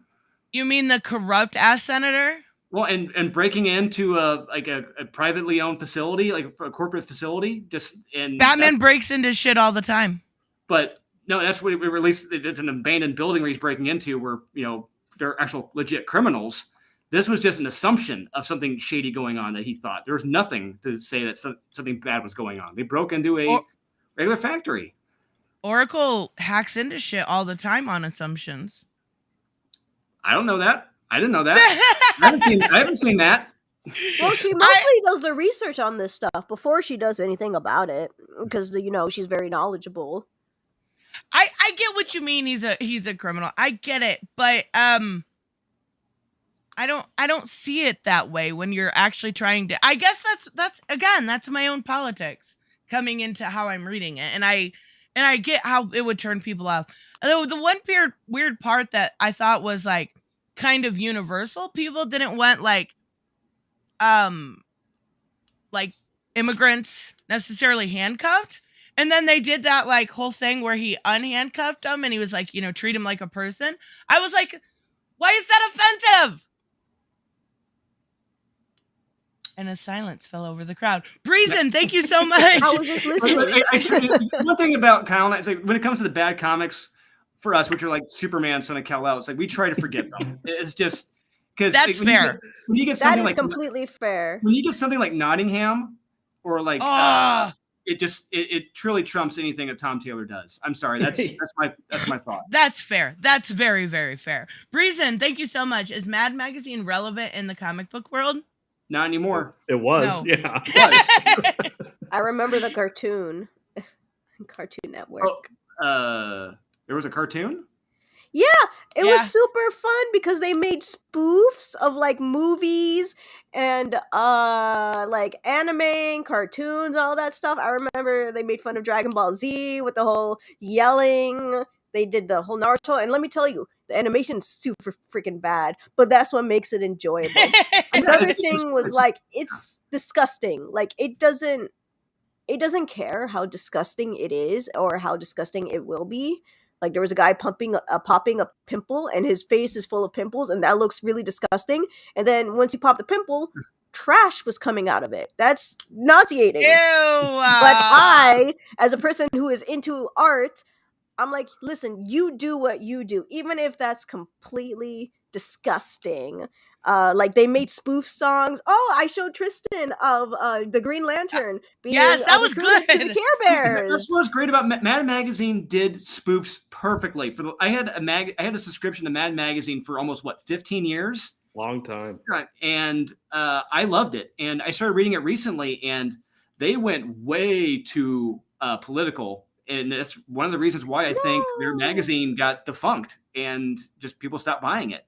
But there was a long stretch of time for about 40 years. They were amazing. They were hysterical.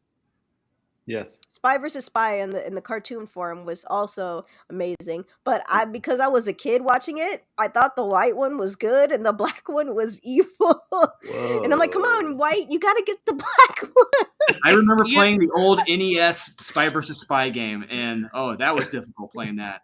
Oh my gosh, there was a game? Yes, there was. There was an old NES cartridge game, back in the day. I remember playing it. Yeah.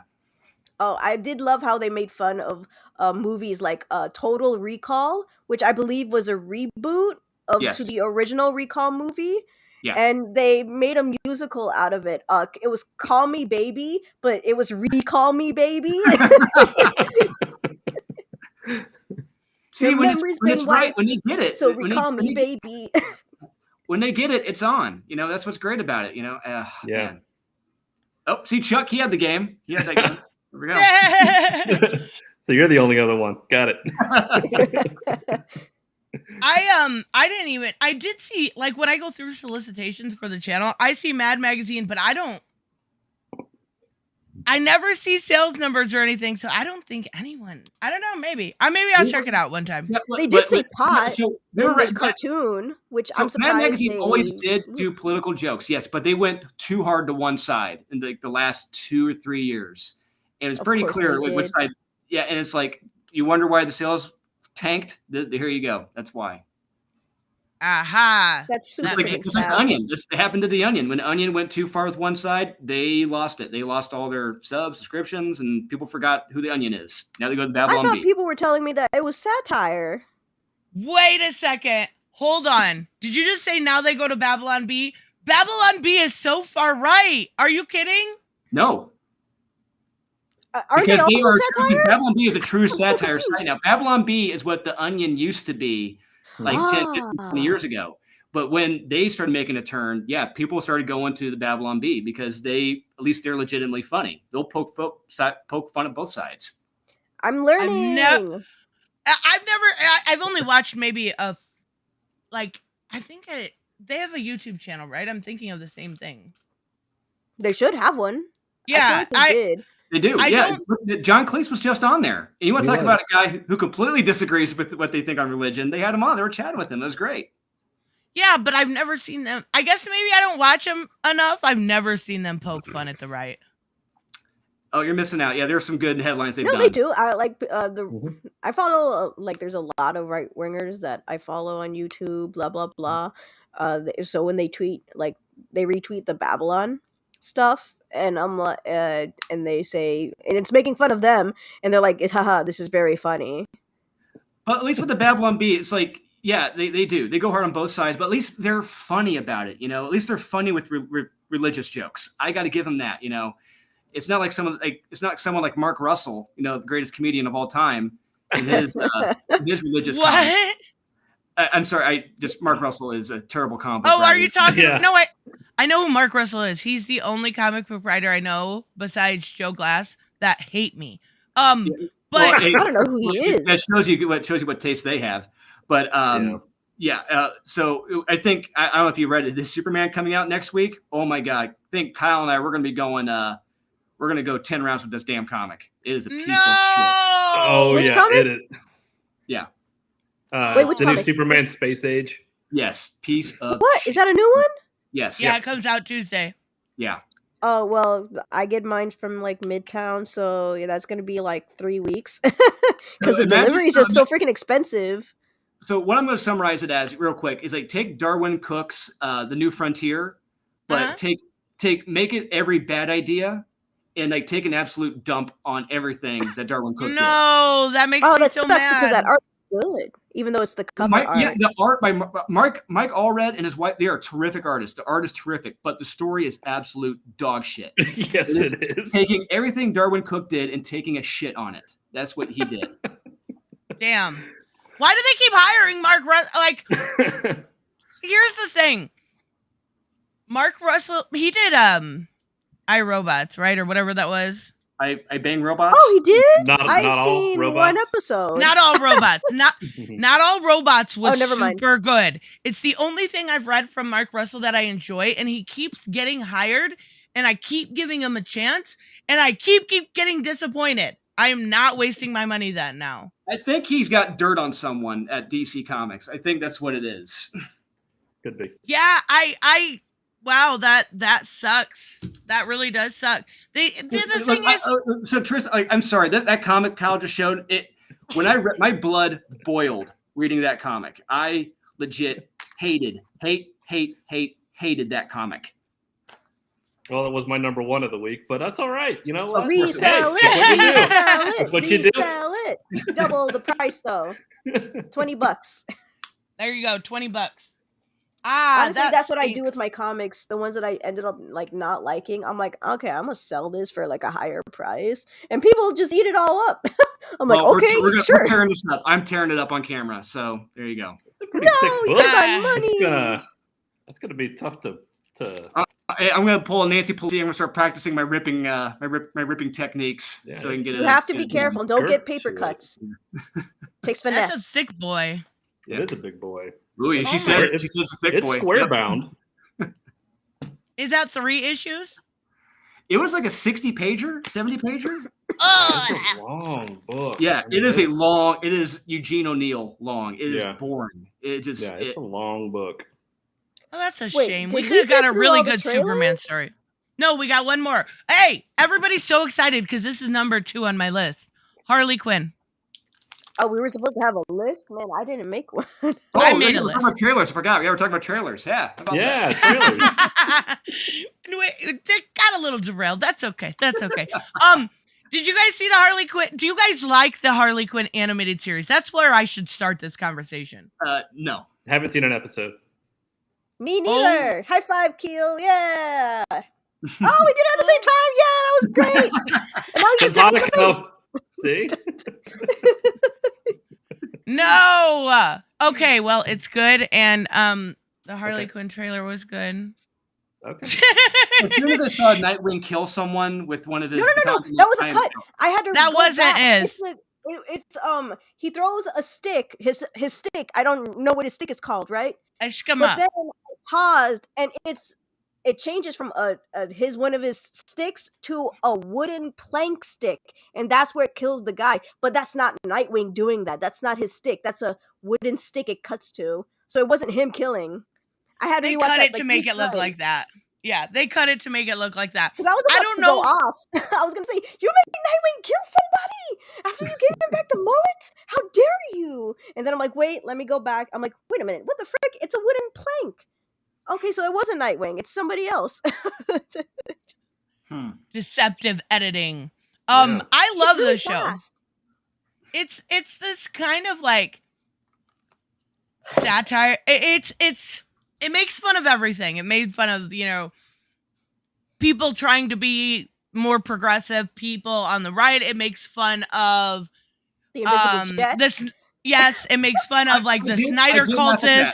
I did laugh when I saw the bird smack right into the invisible jet. I'm like, okay, that's funny. You got me there. There's one laugh. And I don't know what it is, but I can't help but giggle every time I hear like my favorite superheroes say fuck. I don't know. I'm 4, apparently, still emotionally, but it looks fucking, I'm so excited for it. And then I know, okay, so this is going to derail a little bit, but I know you guys read this. How do you not like, because I'm assuming not like, Harley Quinn Eat, Bang, Kill series? The one issue where the writer inserted herself into the comic as Vixen's girlfriend, I completely checked out. I said, this is not for me. I do not know who this is for. I am not the audience. Yeah. Exactly. Yeah, I think it's just a different universe because Vixen has been lesbian or bi before in the what was it, Bombshells? Yeah, but her outfit was fire. This is not the Vixen I grew up with. Like, I grew up reading Justice League International, Justice League by Brad Meltzer. This is not the Vixen I know. Do you have G. Willow Wilson's run? No, I don't. No. What? It's so good. You fake Vixen I'm gonna have to pick because I'm enjoying her Poison Ivy run right now. Her Poison Ivy run has been amazing. I'm gonna have to check this out now. Well, I will say that the G. Willow Wilson run is from the early 2000s. Okay. It was my first Vixen run because I usually knew her from the cartoons. I do have a really old comic where she teams up with Buddy, Animal Man. Oh, outstanding! Oh, great! Yeah, it was the best $4 I've ever spent. I am actually going to be reading this now, and if it isn't good, I am going to squarely blame you. No, it's really good, and the reason is because her totem gets taken. And then her and Animal Man are stuck in a white room, right? And there's nothing there, so there's no animals, there's not anything. And then he was like, "Let me be smart about this. Let me concentrate." Boom! Dude takes like the freaking germs from the wall or something, multiplies himself. And I'm like, that is fantastic. Have you read Grant Morrison's Animal Man run from the early late 80s? I got the wrong one. I was supposed to get the deluxe edition, and I accidentally got something else. I was still learning that time, so I was like, no, I got the wrong one. I need the deluxe edition. Yes, it's my next list. He gets very creative with the animal powers in that run. You're really going to enjoy it. It's amazing. Yay, I love animal heroes. Got a question straight for you, Drew. Will he acknowledge that Mariko Tamaki and G. Willow Wilson have done so much better work at DC compared to their Marvel work? Yeah, absolutely. I mean, yeah, there's no question about that. Absolutely. Like, start with Mariko Tamaki. When she was on Future State writing the Dark Detective, I was like, whoa, this is Mariko Tamaki? I don't think she wrote this, but I guess she did. And but her detective run recently, I just noticed each issue just kind of went downhill slowly. I'm like, she's losing me. It just unfortunately she lost a little momentum towards the end. It was better as a short than as a full series. Yes, exactly. Correct. And but G. Willow Wilson, I mean, look, her Poison Ivy. If you're not reading Poison Ivy right now, oh my God, the first 2 issues have been home runs, grand slams. They are absolutely perfect in every way. You guys need to be reading it. And if she does stick the landing with this series, like the next several issues are good, it's probably going to go down as my favorite run of the year or one of my favorites. What? But yeah, it's very good. Because it's awesome. Willow Wilson, that it's automatically terrible. Where did that come from? Can somebody tell me why people think G. Willow Wilson is a bad writer? Because everything I've read from her is good. Yeah, even her Miss Marvel run that she did was good. You know, I will acknowledge that. But like, I think she has gotten better. Like Mariko Tamaki, to a degree, she got better. But Oh, So yeah. you can improve in writing. yes, you can. And there's others who clearly haven't, and there's others who have just stayed where they are. Vita Ayala. But Oh God. Yes. Which honestly, this is why I commend Marvel, because of the whole "hey, we're hiring" thing. They're like, okay, you want to be hired as an editor, you have to know the history, since Golden Age stuff, Golden Age heroes, and their stories, their arcs, and all that stuff. And I'm like, I'm surprised you guys were very strict on that for the whole editing position. But I wish I can actually see it in the writing. Yeah.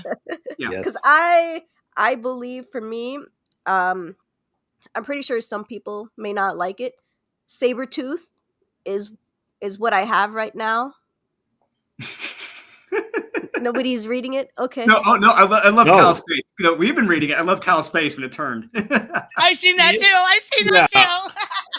It started off great, and it took a nosedive. I don't know what it turned into, but it wasn't Sabretooth.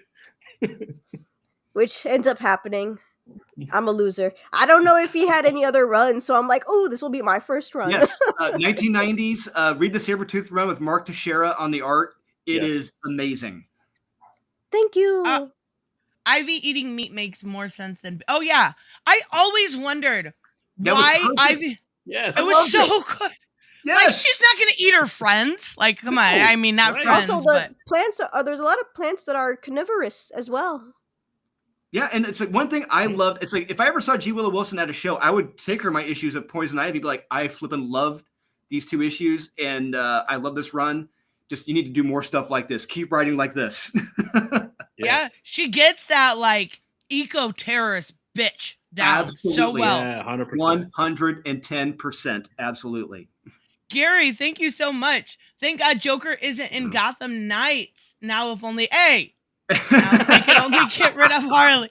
Absolutely not. Yeah. Fired, get rid of Gary. her. No, Gary is now fired. No, have you guys seen the trailers for Gotham Knights? I know Bianca's not a huge gamer, but I'm actually a big gamer. I just don't have any superhero games. I have Marvel versus Capcom 3, and I have Justice League, the freaking Mortal Kombat versus the DC universe. I love that was game. Fun. That was a lot of fun. Yeah. Like a lot of these games I never bought myself. They were always like gifts because I was a kid and they're expensive and I still can't afford $60 games. And I want a Batman game. I want the Gotham Knights game. I want to play Nightwing, but with a better costume. I'm going to stream. I want to stream that entire game. It looks okay. I'm gonna be fair here. I'm not gonna shill. It does not look as good as Arkham Knight or some of the previous ones. But I'm willing to give it a chance. Arkham City was the perennial. Nothing can top Arkham City, except for Arkham Knight and Arkham Origins. Besides those two. I did see the Batgirl trailer though. And I was looking at it saying, these are the worst fight scenes I've ever seen in my life. Because there are times when she's hitting an opponent and she's not even touching them.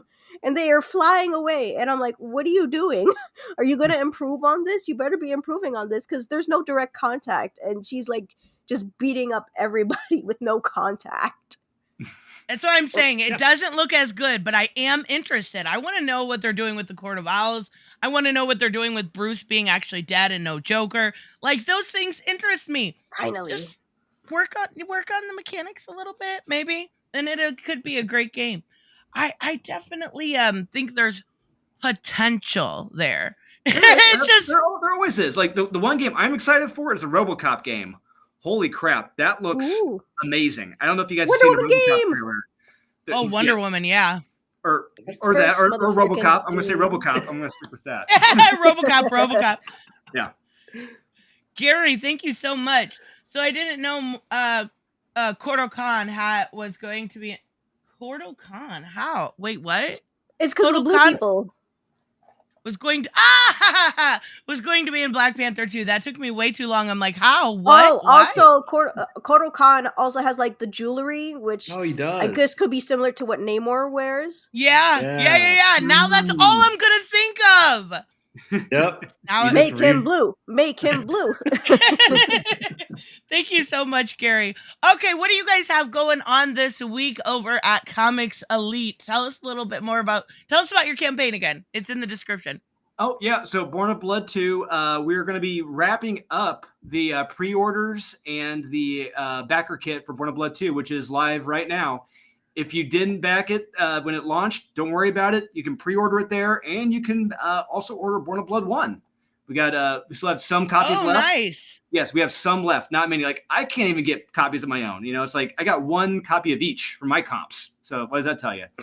And yeah, so we did very well for only 2 weeks, 52 grand in 2 weeks, which is amazing. So yeah, please back it. I want you guys to read it. Please do. It's so hard to get people to read and review things. I really, truly do appreciate any feedback, any criticisms, and we're just move forward with that. I got a question. Yeah. Yes. So are you fine with like so a lot of times when I do reviews, I didn't back Born of Blood, by the way. A lot of times when I do reviews, I have the actual physical book and I like to turn the pages and all that stuff. Yeah. Do you think that'd be too revealing, too much of a spoiler? In regards to Reviewing. no, If she I reviewed your book. No, I have no problem with that. No. Cool. Maybe I'll back it then. Yeah, it's like I like anyone and everyone to read and review it. I've been giving out to pros at shows, just like, hey, let me know what you really think. And a lot of pros have really loved it. A lot of people really liked it. I can put it in my video. Yeah. My next Indies video.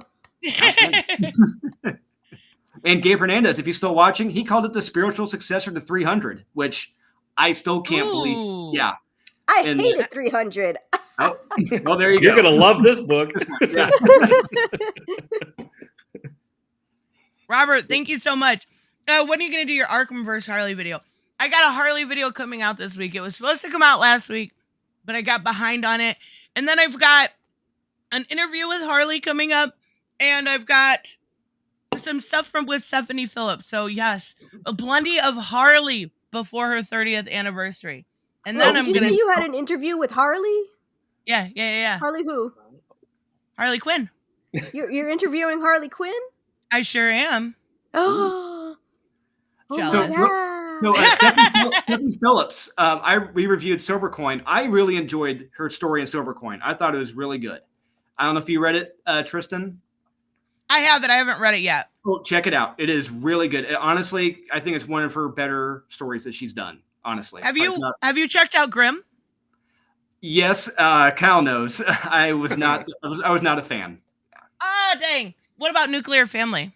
I enjoyed it. I love Nuclear Family. Oh yeah. Yeah. It was so good. I hope she does more with that universe. Like, I know you can't go too far into it because of the time travel and all that, but that was like a really cool story. It was, and it's a Philip K. Dick short story, and that she adapted. I'm wondering how much control or freedom she would have with something from the Philip K. Dick estate. Right. Yeah, I know I probably like Stephanie Phillips too much, but I will stan her every single day. Well, tell her, even though I'm not the biggest fan, tell her I like Silvercoin. There you go. There we go. I will tell her. She's awesome. So you guys you also have your Skibbits and Matt on Tuesday, right? That's true. Yep, we're gonna have our top 10, the 10 of the top best comics of the week, and our Skibbits and Mez of the week. And I'm gonna say that, guaranteed Skibbit of the week is going to be Superman Silver Age or Space Age, and a top 10 book is going to be Nottingham for next. Oh week. Yeah. Oh, just that book is that was a shocker how good that was. Yeah, it came out of nowhere. Just, you want to talk about a comic that went into 5th, 6th printings at just unprecedented. It was Nottingham and Stray Dogs. Those were the two that just blew up out of nowhere. Yeah, absolutely. Mm-hmm. So what are you doing this week? The Kickstarter's finished? I thought it was still going on. Oh, Stray Dogs? No, Stray Dogs is finished. No, Born in Blood, number 2. Oh, what? Say again? Born of Blood. It's like I clicked on the link Tristan sent in the chat, and it says that it's already been funded. that it No, ended on. no, there should be a pre-order link on there. Let me try to pull that up. That's Oh shoot! Okay, I just had to scroll down. yeah. If it says it's shut down, remain calm. Scroll slightly to the bottom. There you go. There Makes we you work go. for it. Yeah, That's- unfortunately. Bianca, what are you doing this week? Resting. That's probably the little by smartest little, I'm gonna try to get that review out because, like, I promised somebody it was gonna be there last week. And I'm like, it's Sunday now, and I couldn't even finish one of them because of the headache of looking at the screens. Oh my gosh, it hurts my brain. So I'm actually doing a Reign of Ages review from what's his name? No, I know his name. Shut up. Sanopa Publishing. I know his name is Sam. I backed his 47 Furious Tales on Kickstarter. This is his other book. I like his writing and all that stuff. The comic is black and white. The second one is just out on Kickstarter. It's going to be a review, but also promoting the second one that's on Kickstarter. The other one is for Niobe by Larry Boo. Harris. Sorry. That's the one I'm currently editing, and I couldn't finish. Like, it's a 19-minute video. I'm gonna have to cut a lot out. So that's almost done editing, and I have to get that out, but also promote his other Kickstarter that's already out as well. Super fun. And you need to be resting. I'll try. Yeah. All right, guys. For this week, I have my normal shit. I'll have a Harley video out. I'll have my morning brews, and definitely going to have some shorts out. I always have those out. You guys can depend on that shit. I will be going over solicitations, but we'll save that for Tuesday. Those are going to be fun because I think you watched us do the reviews. There's some winners and there's some questionable choices in there. Well, luckily for me, I don't have to go through Marvel. I never go through Marvel because I'm like, I read 2 books. I read Moon Knight and I read She-Hulk. I'm good. Boo! Read Thunderbolts. I don't know if Thunderbolts is out yet. It's on my. It's not out yet. Not yet. Oh, I'm so excited for it. No more Amber Heard. I know. I get it. For now, no more for now. We'll see. But yeah. All right, guys, we're gonna wrap up. Is there anything else before we go? Go to comicsleaguecomics.com. That's right. Go. Do you ship to my house? Yeah. Yes. Go to You'll see us at C2E2. We're gonna have Ryan Brown, the Mad Irishman there in our booth all weekend. We're gonna have Ali Garza there from Artist Elite there all weekend. When are you coming to Florida? We were just in Florida at MegaCon not too long ago. Frick!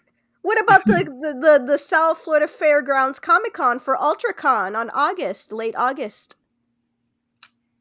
I need to talk to I don't know. Zach about that one. Yeah. All of All you come right. to my state, and then I can see everybody. There we go. Perfect. All right, we will see you guys next time.